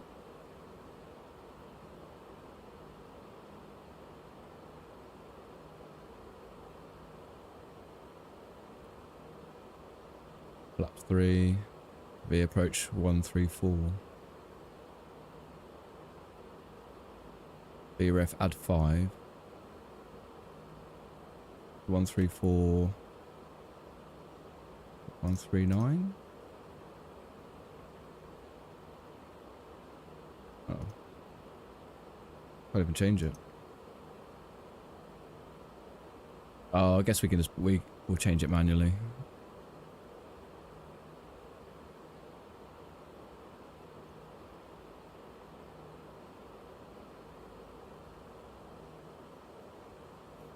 Just have to keep an eye on our percent. Still got a while to go, I think. Yeah, it's like, where's that? 240 miles out. Yeah, that's a long way. Not too far. I think we're flying along, literally flying along. A bit of a 12 knot cross wind.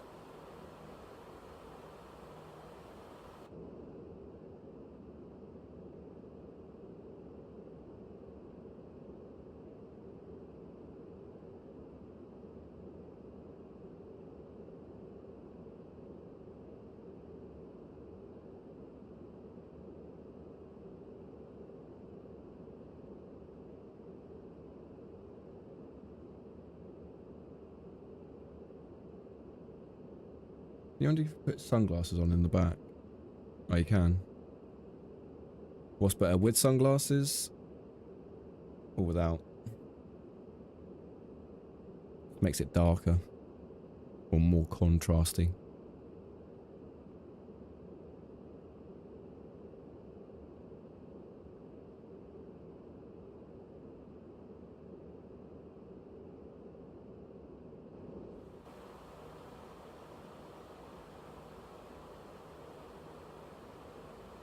I guess the whole of Europe's going to be covered in snow, is it? Yeah, looks like it. Lol.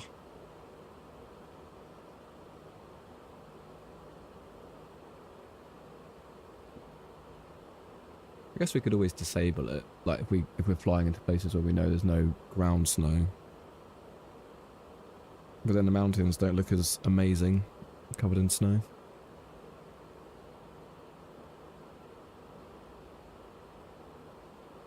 Ooh, a little left-hand turn.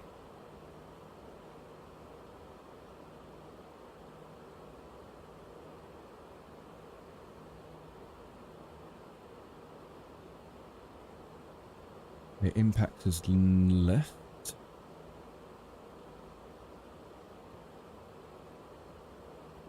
I can't tell if the weather is just updating a lot for XPlane or if that's normal.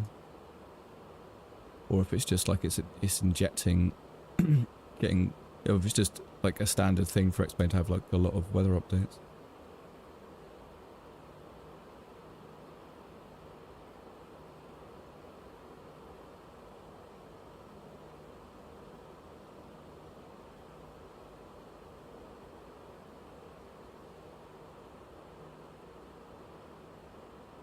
Good job we can't open this window. Seen Danny Boy, excuse me, do that a couple of times. Oh, I think it's just once actually. Open the window mid-flight, get sucked out. I wouldn't recommend it.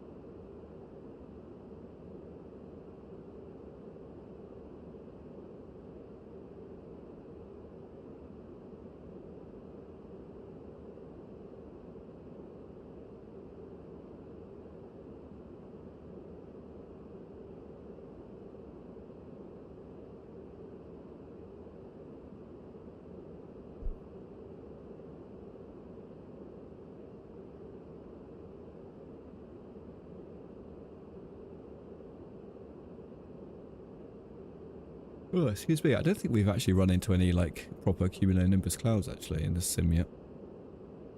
I don't know if they naturally exist or if you have to have like weather presets for it, but I've had some like tallish clouds, but nothing. But then again, we haven't really flown on the equator. We've only done trips around Europe, and we don't get a lot of thunder activity in the winter, do we? At all, really. So I guess maybe if I install some of the scenery, or I don't know, where could we go? Maybe like the US or Asia, Australia. You might get some bigger weather. cloud-wise.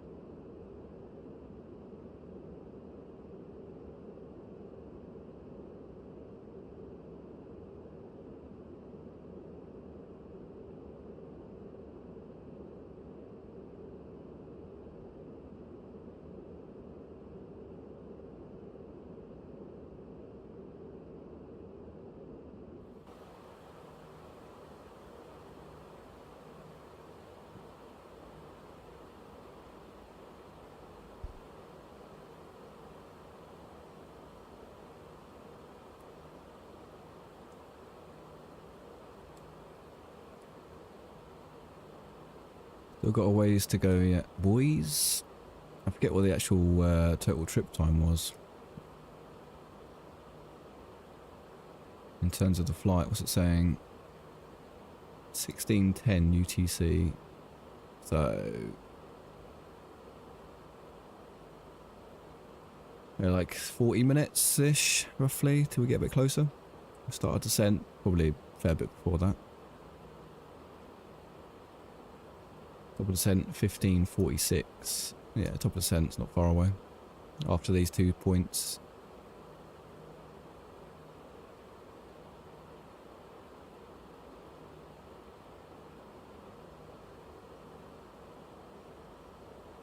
Hopefully we can manage to descend a bit easier than last time. Because I like to make a complete palaver out of it.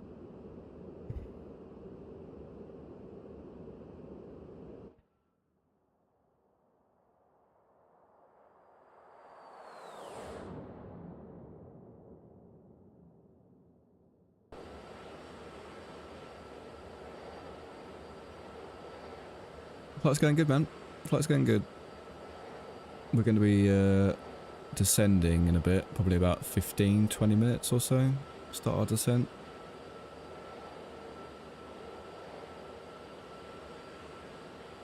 If we can remember how to manage that properly. Always gets a bit exciting near the end because I don't do this very often, so I forget a lot of stuff. Luckily, sometimes there's an actual real pilot in the chat, so we can just ask him. How was the battle with Mr. Toothpaste?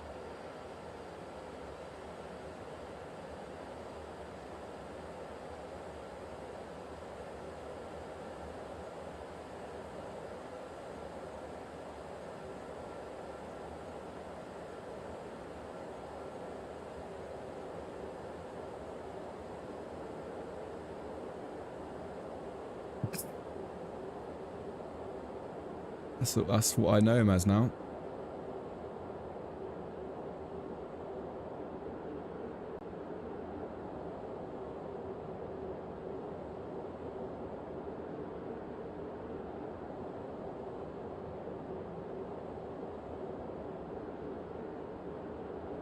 No, she's a dentist.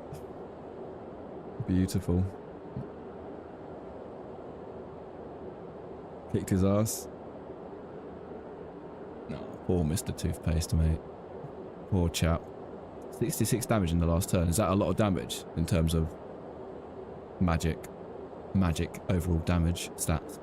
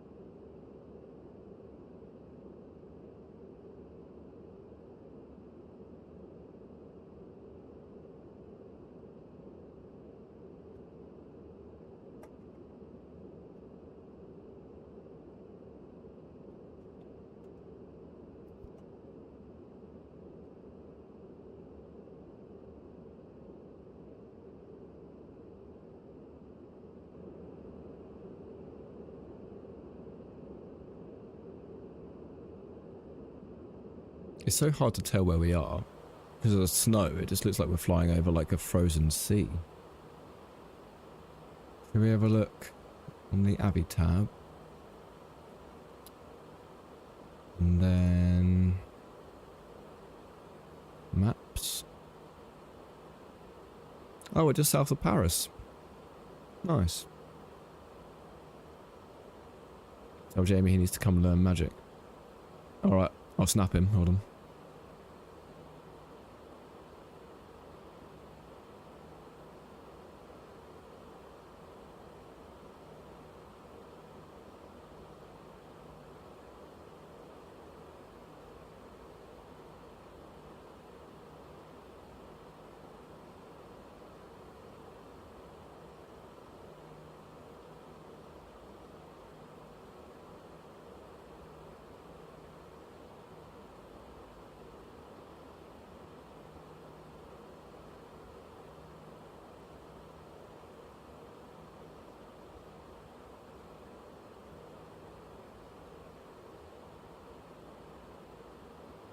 Message sent.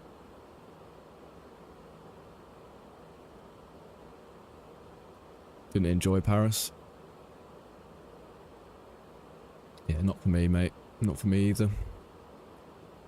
Not a fan. I'm a person.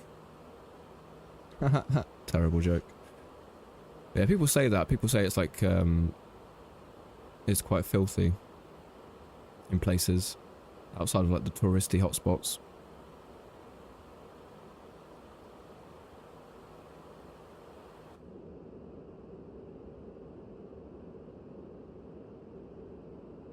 I don't know if I've ever actually been into the city. I feel like I must have done when I was a kid, I was super young. They hated Americans, did they? Why? What have you guys done? I think they hate everyone. Yeah.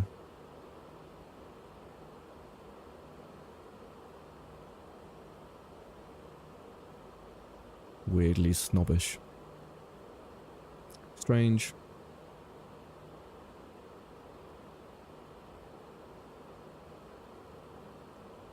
Well, it's like on default, they just like heard you were American, they were like, their attitude changed, or they just, maybe it's just a culture difference, maybe like, I don't know, weird, isn't it? You never know what people are thinking in their heads, what kind of propaganda they've grown up with.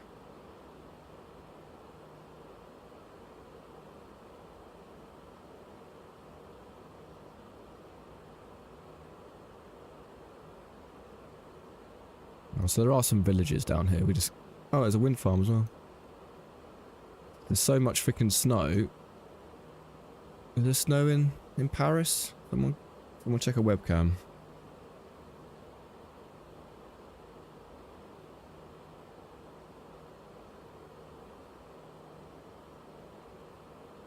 So I need to... How do I... Let me ask AI real quick.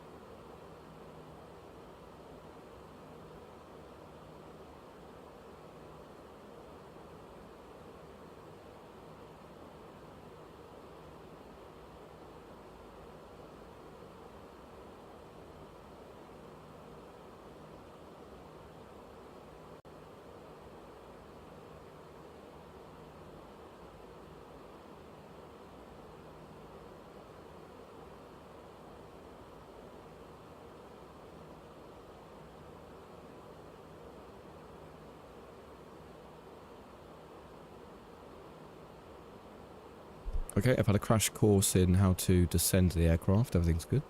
We're fine. We're back on track. We just need to toggle the tablet, get rid of the map, go back to airports. And then, so we're intercepting the ILS at 7,000 feet. So we put the altitude to 7,000 feet, we pull it, and then it goes into open descent, and then that should follow the vertical VNAV, the vertical path for the flight plan, hopefully avoiding all the mountains. We hope. Top of descent coming up just over 60 miles away. We're doing 485 knots ground speed.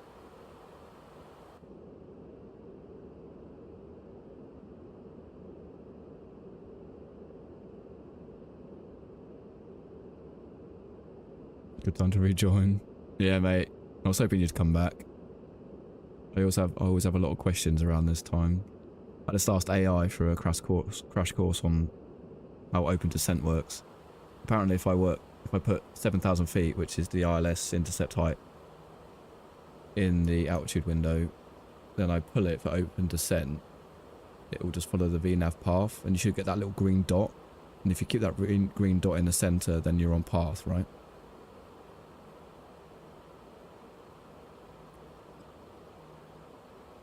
Works on the FMS constraints. So if the FMS constraints are correct, then we should be good. I can see a few in here, like 234, flight level 189er, 147, Indus. Okay. What's Indus? Indus is saying flight level 078, 220 knots. Velco's top of drop at 7,000.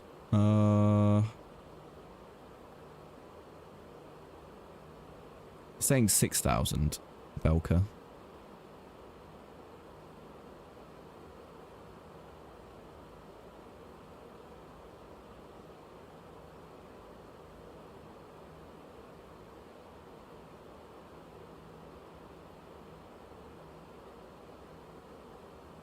Roger.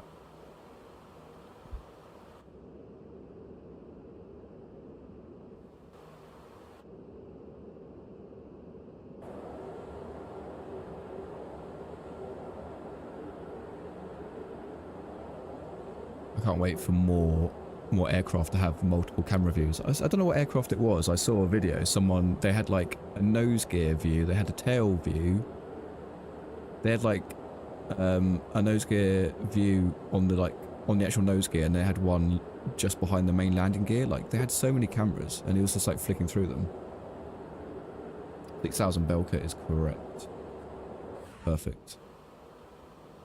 Perfect. I mean, because it says, yeah, 6,000. So I would set my altitude to 6,000 then, not 7,000, right? Like, which is the initial approach fix? Is it Indus or Belka?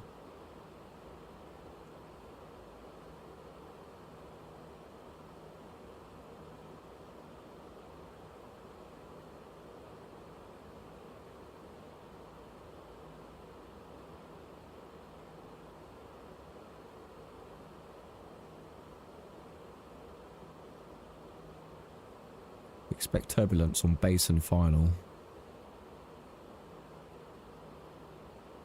Is on the star.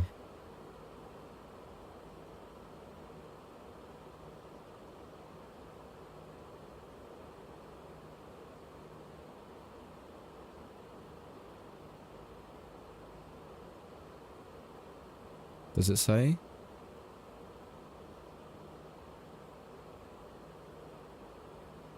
Dinig. Oh, IAF.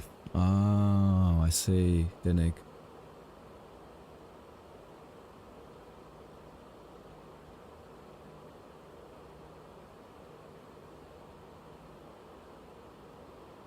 $7,000. And then there's a constraint 8,000. When it's blue like that, 8,000. Is that 8,000 and above? Because the ground here is 7,000 feet.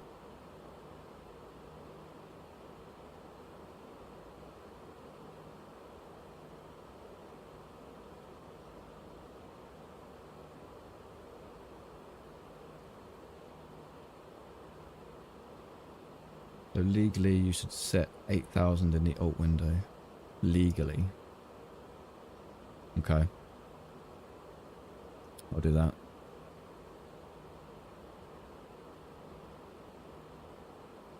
Why is SOVAD like so big, like in terms of what it tells you to do, where DINIG is the initial approach fix and it's just like got it in tiny brackets? Blue is not below 8000, okay. And then the red is not, it's not above 220 knots, I guess.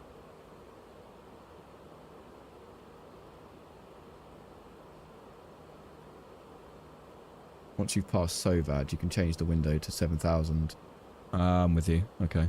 So 8,000 initially, 7,000 after SOVAD. Cool, so we're coming up on top of descent. A little green dot is appearing.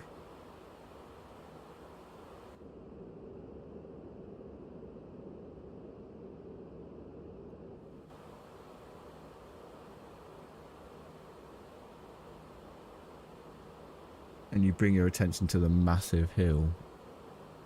It's so massive. It's massive because it's more important to be aware of the 8,250 knot window restriction, so you don't hit the massive hill. Really, you should set flight level 200 in the alt window until passing Lusar. Or that you'll know you'll pass Lusar above flight level 200.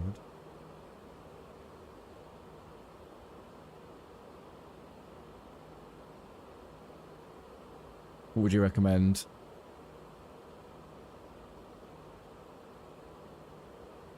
$8,000?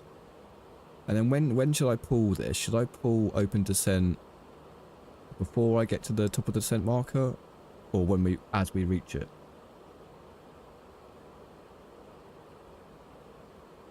Nerding out. Yeah, I kind of want to do it correctly,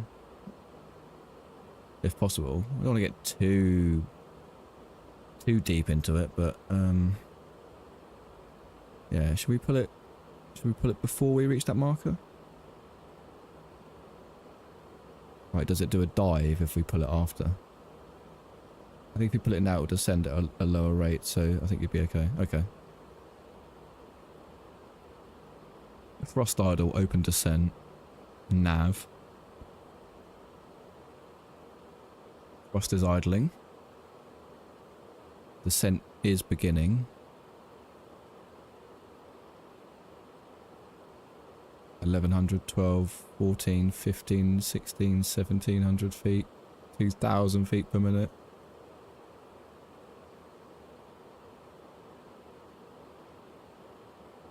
$3,000 feet per minute, 3,500 feet per minute.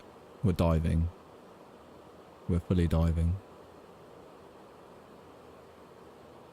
When do I change to QNH?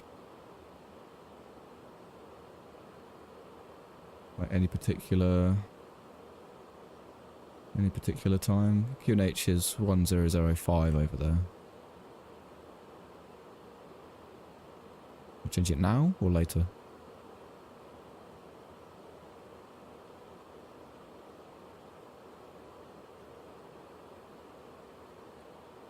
Passing transition, but you can do it now. Okay.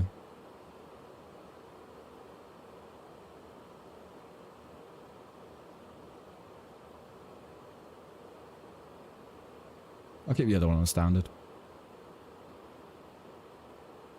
How long until arrival? 1609 UTC, so 25 minutes? 20 minutes? Well, 25 minutes until landing, essentially.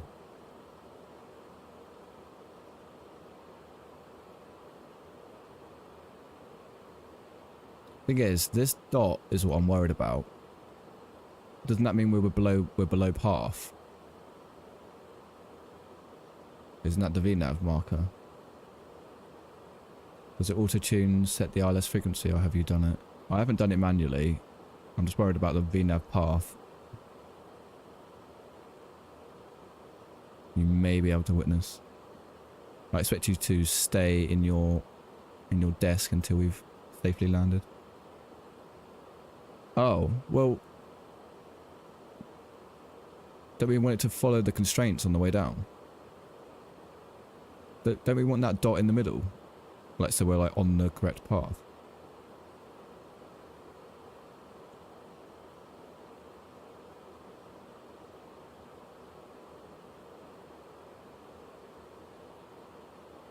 V path, if you're below it, I guess you just won't do a CDFA. No idea what that is.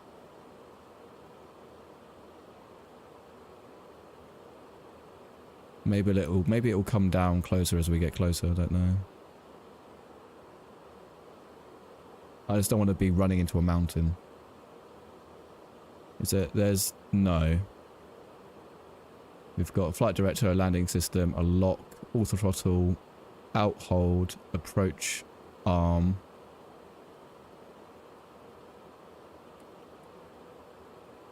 Seatbelt signs on. Okay, so Lusar want to be at 2,000 or 20,000 feet or above. We're still at 31,000 feet with 22 miles to run.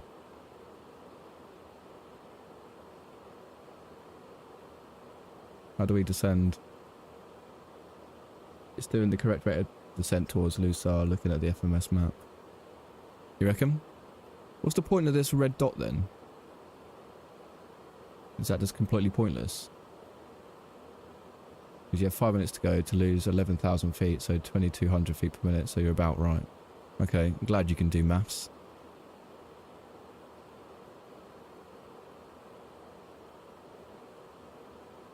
Why is the QNH flashing at me? Is that just because we've changed it from standard when we're above the transition level?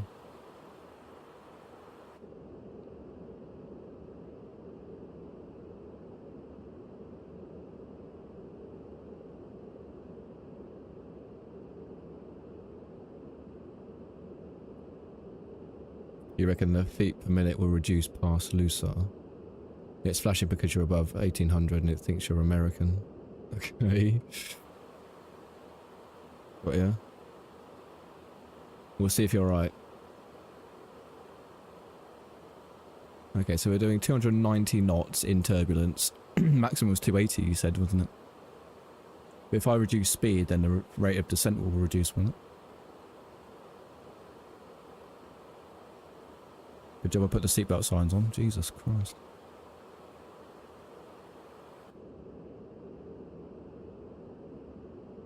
We're getting shaken around, boys.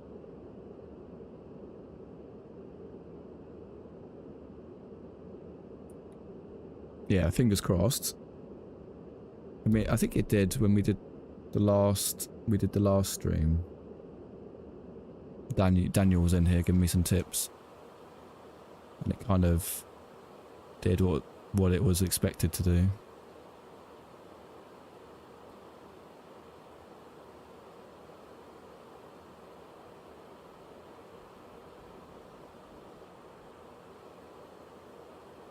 Left-hand turn. Okay, we were above 20,000 by about 4,600 feet. Okay, yeah. Probe window heat is on anyway. See, easily at Lusar above 200, it'll be descending for the 8,000 restriction because 8,000 is in blue under the altitude tape. Got ya.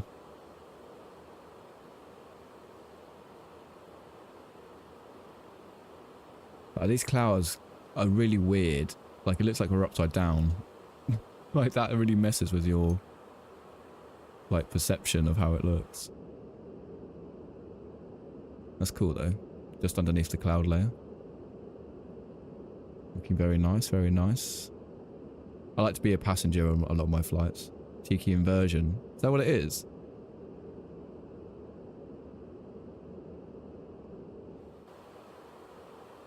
Looks really weird. No, 1900. It's to set it's slowed down a bit. 1,800 feet per minute now. 21,600 feet.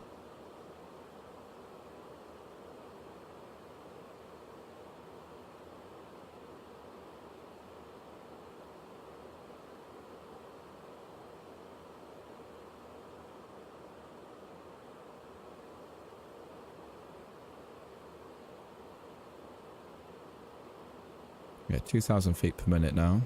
1900. Overhead Sawney.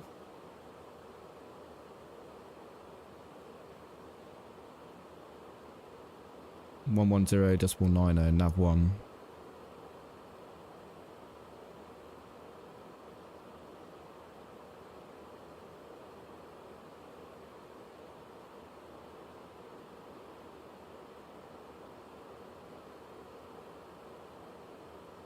Was it 110.90?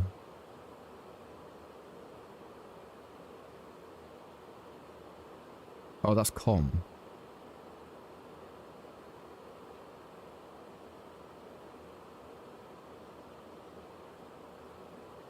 Wait. It doesn't even have a 110. And decision height 1630. Yeah, I put decision height to 206. It wouldn't let me put 1630 in there.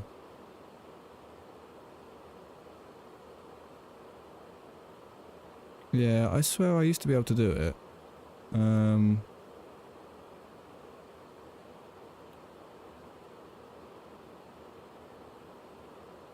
Oh, okay. Oh, it's already done it. 110.90. Yeah, it looks like, yeah, under that looks correct, doesn't it? Decision height 206 works. Click activate. What shall I click activate now?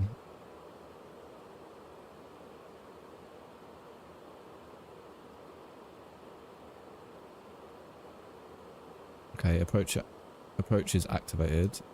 Aircraft is pitching up.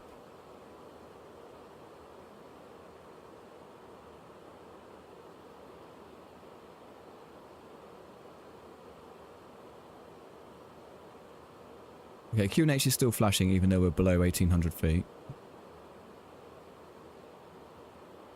Maybe it's because I haven't changed this. Perhaps. No, still flashing.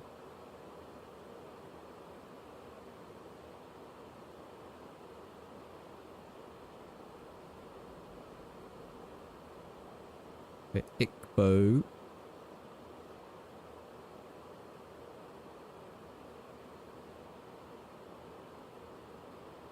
Oh, Licro, sorry. The Licro, 18 to 19,000 feet, speed 290 knots. Yeah, we're 240. We're slowing down a lot. 240 knots, 16,000.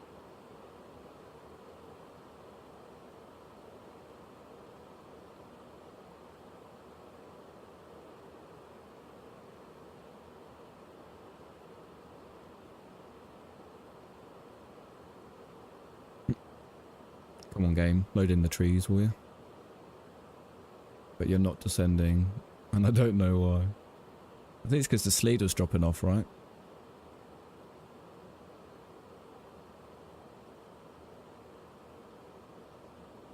Should be doing 250 knots. I guess we can manage this. It's because we hit activate approach mode, I think. I can go manual speed if you want. We're slowing down to 200 knots. Shall I go manual speed?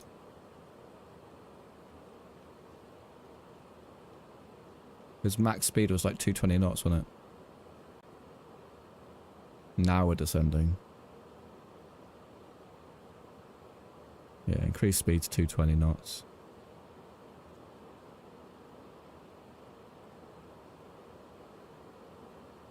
Yeah, it's the next restriction. All good, all good.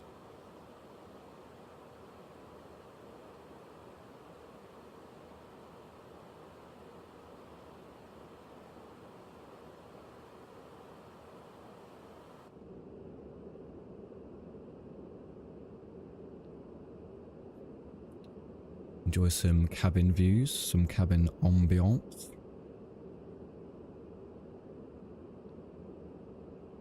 Oh, I love the god rays that come through the clouds and the atmosphere. So good in XPlane. Just looks like the way it lights up the top of the clouds and leaves some of it in shadow. Oh boy. Beautiful stuff. Beautiful stuff.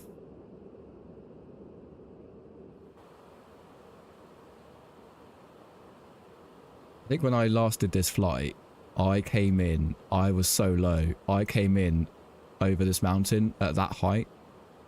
I met, like, it was one of my streams, you can watch it back. We flew into Geneva and I came in so low. This seems more natural. 14,300 feet. 220 knots. Engine anti-ice can come off. Landing light can come on. No, we're still above 10,000, but...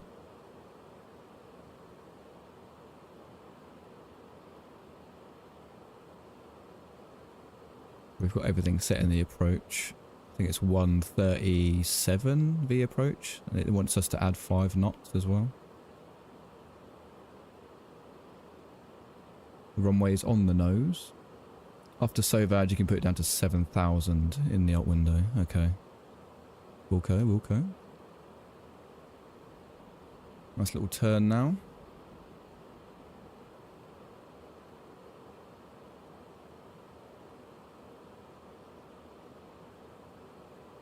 Yeah, I was crazy low before. Holy. I mean, I knew I was low, but like, we were like 10,000 feet low. And it should go blue, 7,000 under the alt tape. Okay. So after SOVAD, 7,000. Do we have to pull? Or we can just leave it? It's gone blue, 7,000, so that should just continue the descent. It's legit what it looks like, is it?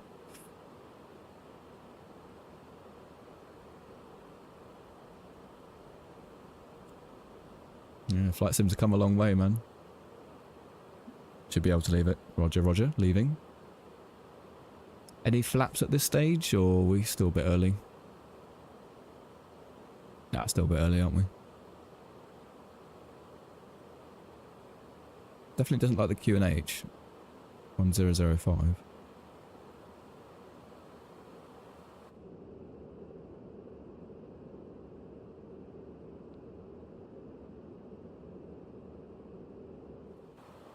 Next speed restrictions. It's saying 220 knots all the way around, essentially, and then we've got that weird, that weird issue at Indus. Up one and down one.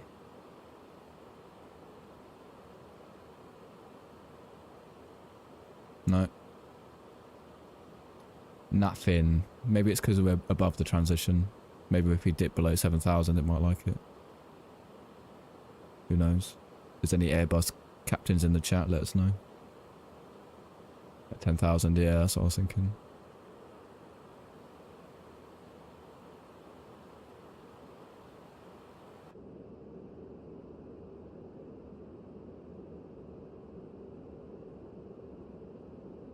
Close to 200 knots.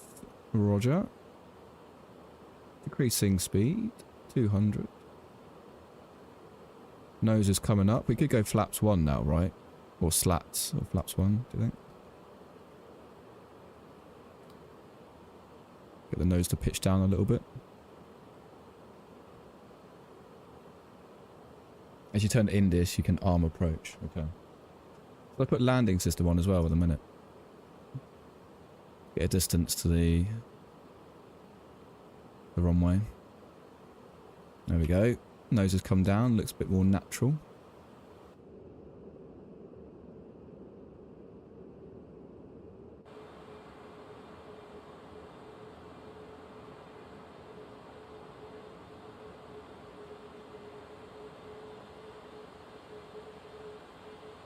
Yeah, slats 1.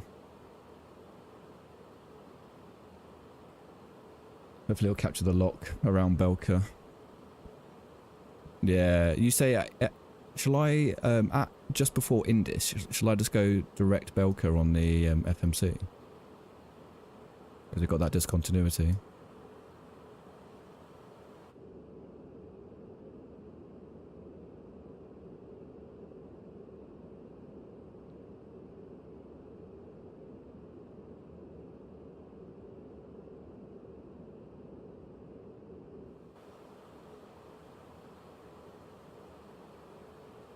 Okay, below 10,000, that QNH thing is still flashing. Interesting.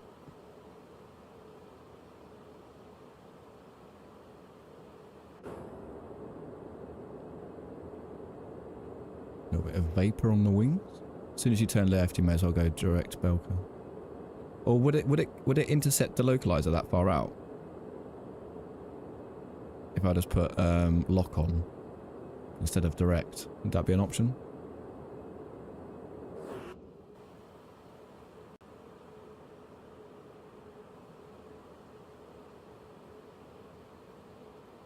Should do. Cool. Starting the turn now.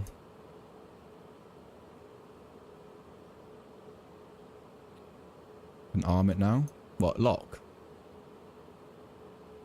Or arm approach?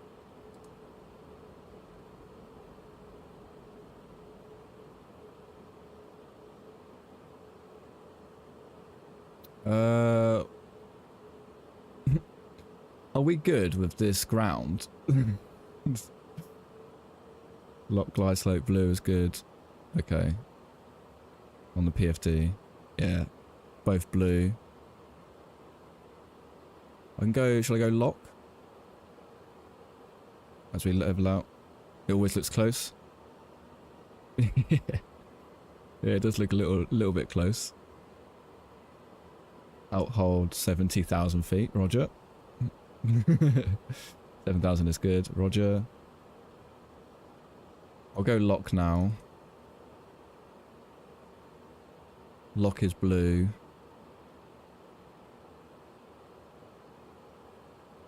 $18 nautical miles for the ILS. Hopefully there's not a distance requirement for the localizer to capture. Hopefully we start turning in here. As you turn in, this descend 6,000. Okay. Well, I mean, approach is armed, so it should auto descend for us, right? Well, I'm approaching, it will descend with the glide. Yeah, I think hopefully it will descend with the glide. We're just below path at the minute. The glide slope. Go direct Belka. Oh, I was hoping...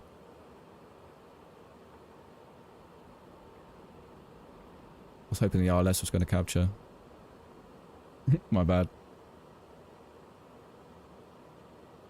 Yeah, I thought lock might guide us in, but lock's now turned off, and as well as approach. Approach is turned off as well.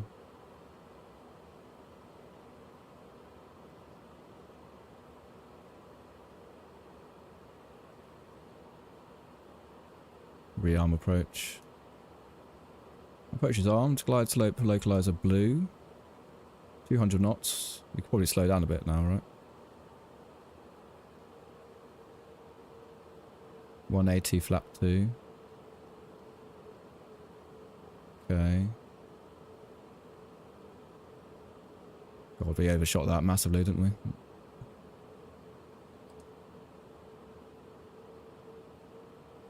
Approach is armed. Localizer is armed. 170 flap 2, I guess. Yeah, we should be good for flap 2. Still got 15 miles. Oh god, yeah. Turn. We want to avoid that mountain. Lock star. Set 6,000. Oh shit, yeah. Down 1,300 feet.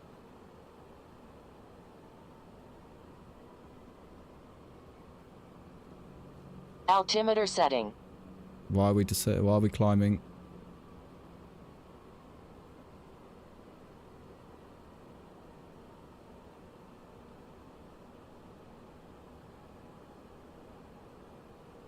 No glide, so set 0 in out window. 0 and 1,500 feet. Then rearm approach. Approach is still armed.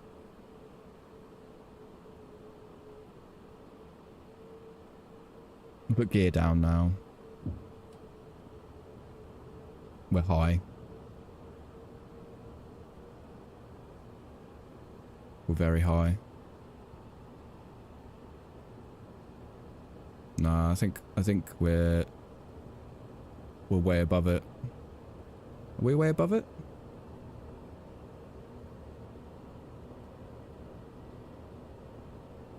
Manage speed.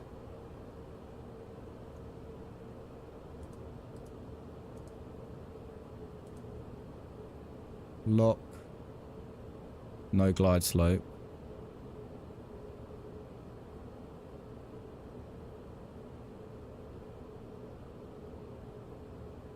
Okay, the glide slope's coming in. You've got 10 miles to go. Glide slope is blue. I know. We're getting closer to it now. Speed's coming down. Keep FPM minus 1500 to 1800. Glide slope's coming up. Yeah.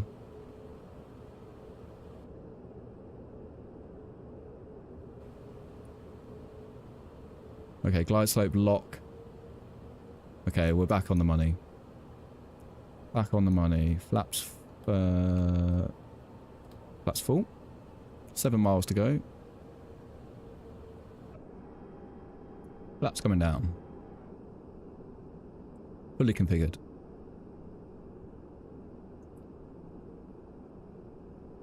Yep. 2,500. 2,500 is checked. Runway turn lights are on. Landing lights are on. Everyone's seated. We'll put low auto brake. And we'll arm the spoilers.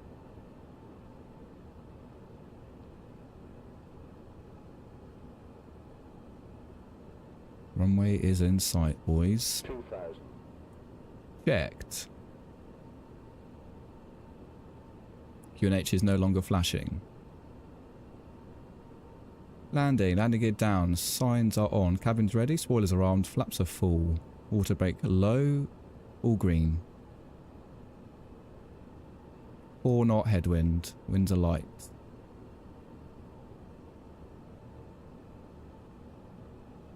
Remember to flare. Yep, I'm gonna try. We're gonna try, boys. We can change the views on the replay, I think. Is there anything I'm forgetting?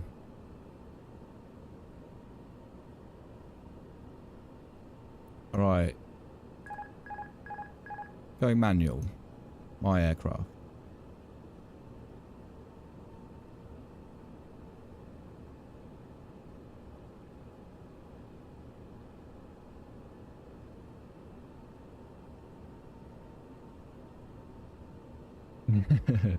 I can't with all your professional advice. There's no way for me to mess it up.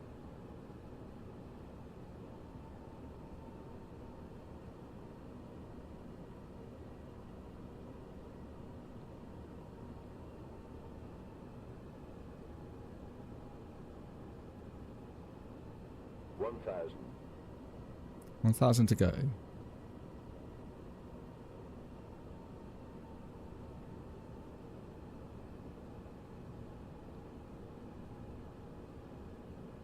Approaching 0-4. Correct.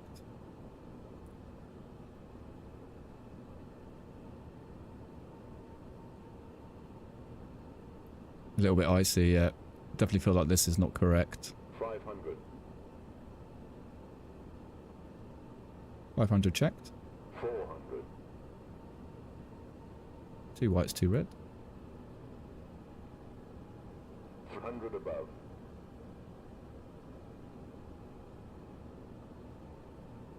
Minimum. Continue.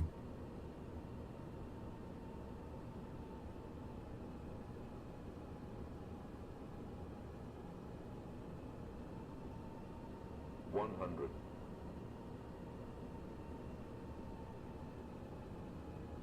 50. 40. 30. 20. Retard. 10. Long landing, 9,000 feet remaining. Well, it wasn't actually that long, was it? Reverse.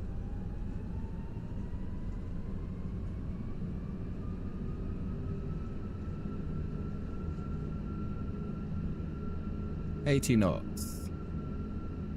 70 knots. Reverser stowed. Manual braking. 5,000 remaining. Yeah, it feels like it, doesn't it?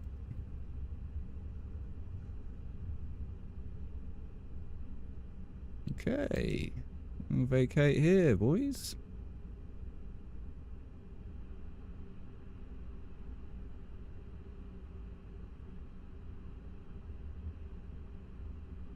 Yeah, a lot better than the other one. That was terrible, that other landing. It wasn't terrible. It was firm. It wasn't bad.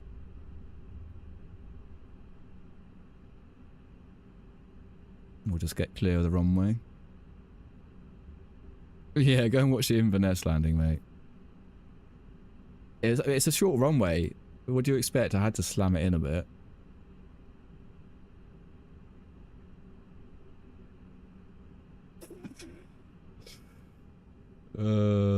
Wasn't that bad.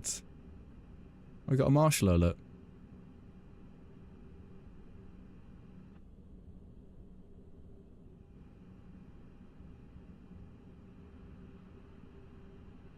It's handy.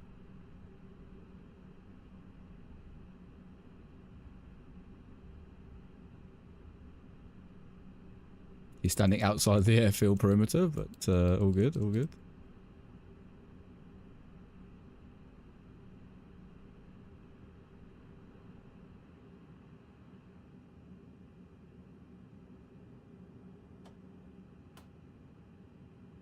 Oh, there we are, boys. There we are.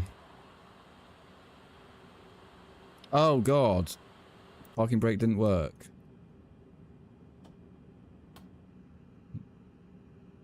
Parking brake doesn't work. What's going on here, then? Why does that not work? It says parking brake on. And then we move. Alright, let's go replay mode.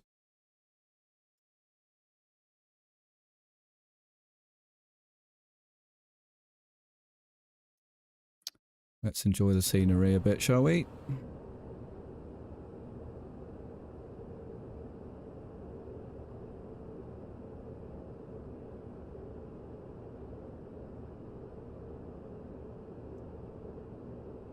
It wasn't that bad, guys.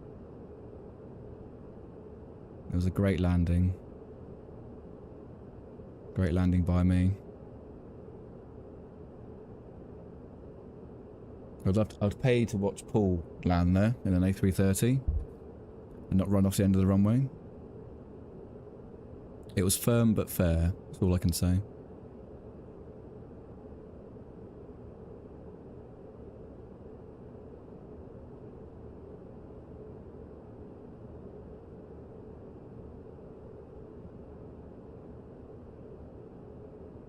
So you now know that next flight you need to do is the land of the... Yeah, I've never flown into like Israel and that sort of area.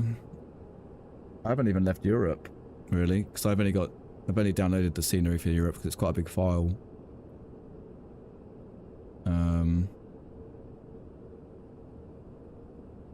Yeah, there's so many other places we need to go to.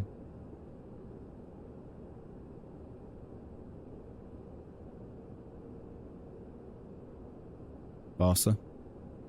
Yeah, I've been there in real life.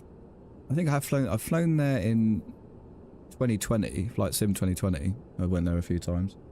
It is huge. Not as huge as Schiphol though. Frankfurt or Munich? I can't speak. Frankfurt or Munich.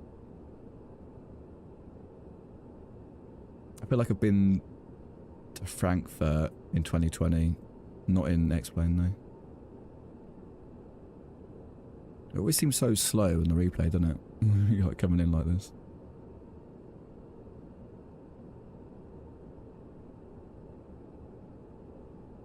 Nice little river. The snow is a bit excessive. I think we have to turn that off at some point.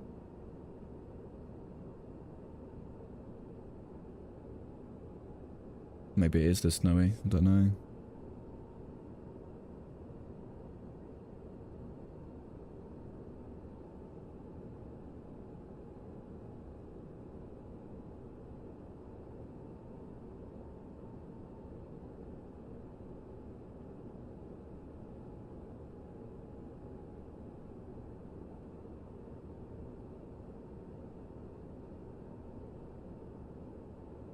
We got power lines. Quite a few power lines there. Looks like a power station. There's like hundreds of them.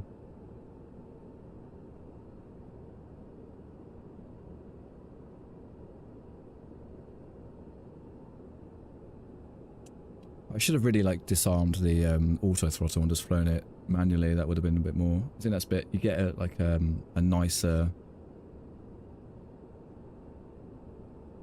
like a nicer flare and touchdown. Yeah, the snow is massively aggressive, isn't it? It's cool it's an option. I've only used it a couple of times. But I don't think it's looking quite this bad over there.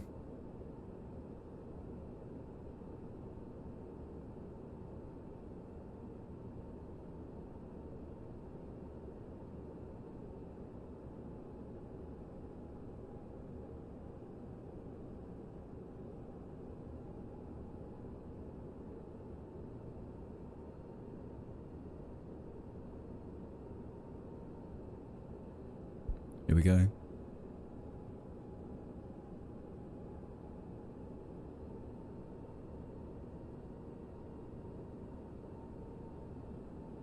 You barely have to touch the controls. I can't believe I got a long landing warning though. I feel like that's not accurate. Did float a bit. I guess I could have pulled the... I don't know where the touchdown zone was.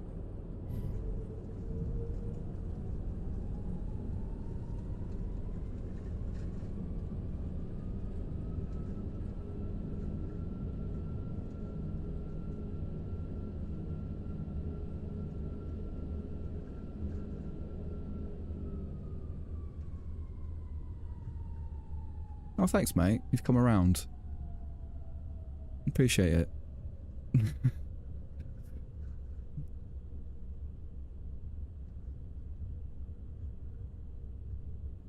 You went from saying, oh, at least it's better than the other one.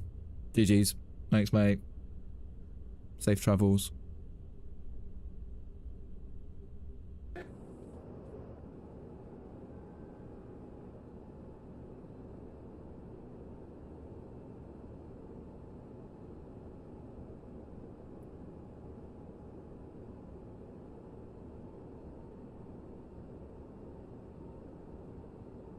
We'll look out the other window.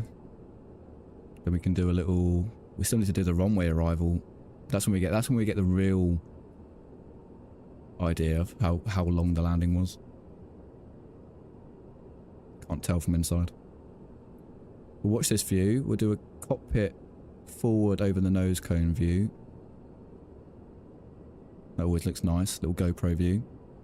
And then we'll go runway side. Maybe try and get one from the tower as well. That could be cool.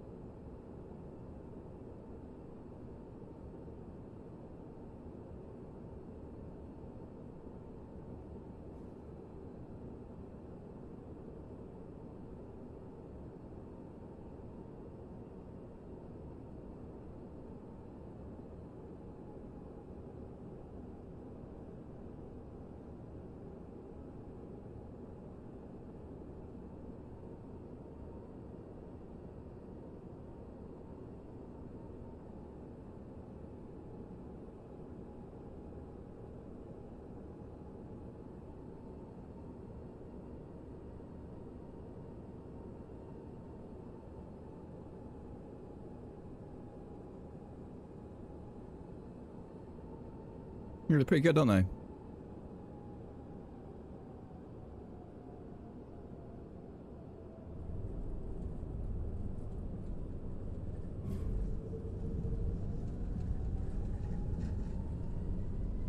guess it depends on the developer and who's doing it. This is like a default laminar, like a default XPlane one that they've put a lot of work into. Some of the engine sounds on other stuff can be pretty naff, but yeah, like overall I think it's pretty good.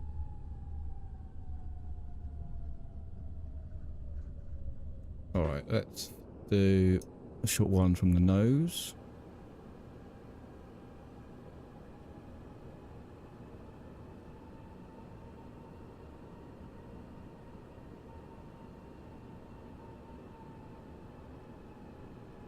They're the good ones. They're the little petal ×4.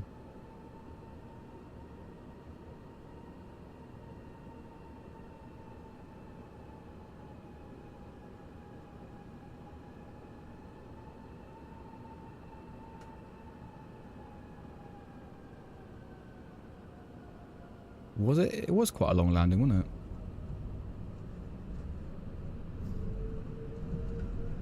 I need to retard those throttles a bit quicker.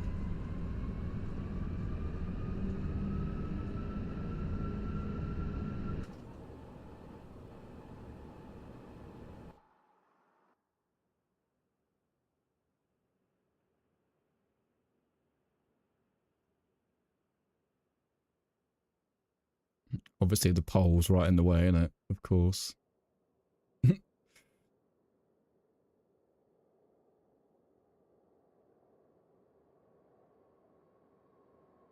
Not go. Yeah, I don't think it's go around material now.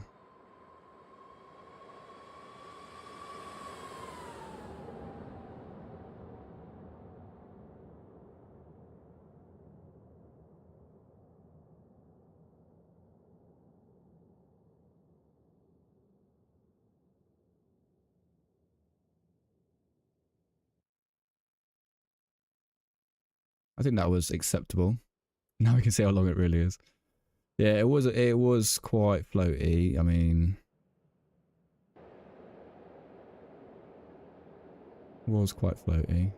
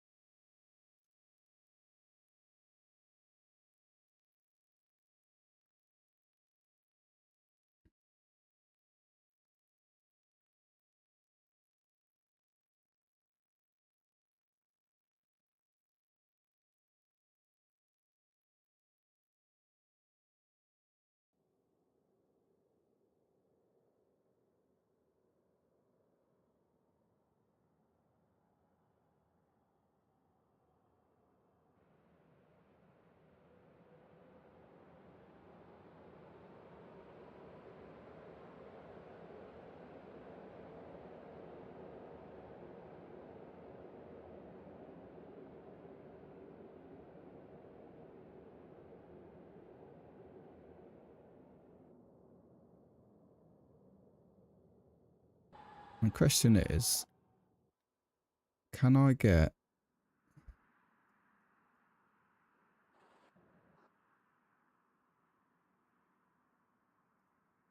This is tower view.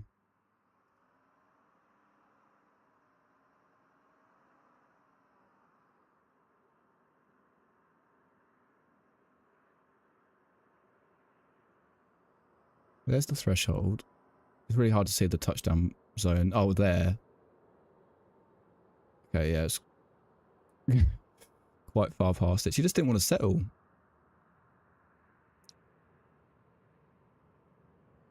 She just wanted to keep flying.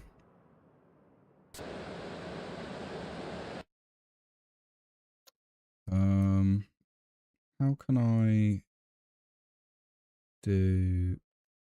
There's like a way of... Oh, there you go.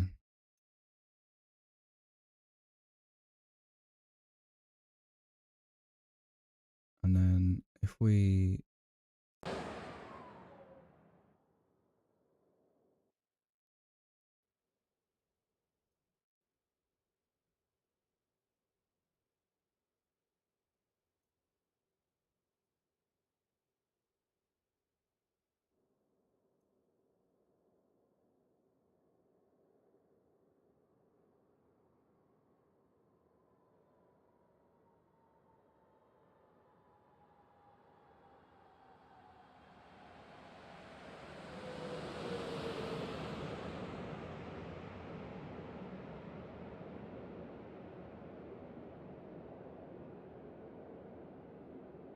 Nice.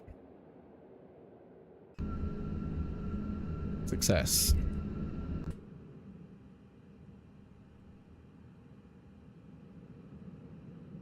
Not quite sure why the parking brake just all of a sudden doesn't want to work.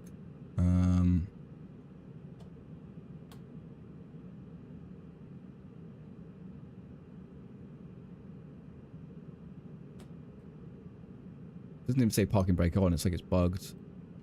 Doesn't even come on. Yeah, GG's man, I'm going to end the stream there. I need to go and have some food. Thanks for hanging out, mate. Thank you for all your advice as well. Extremely valuable. Learned a lot. Appreciate it, mate. Take it easy.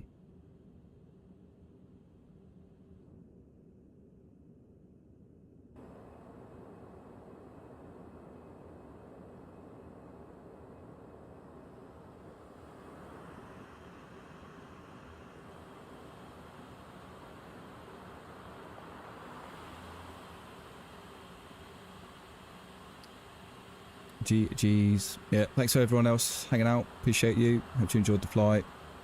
Some nice views. Hopefully next time we'll turn off the snow a bit more so it's not completely unrealistic. But yeah, thanks for hanging out. And we'll be back potentially on Monday for some more Tarkov Pain Simulator. Catch you then.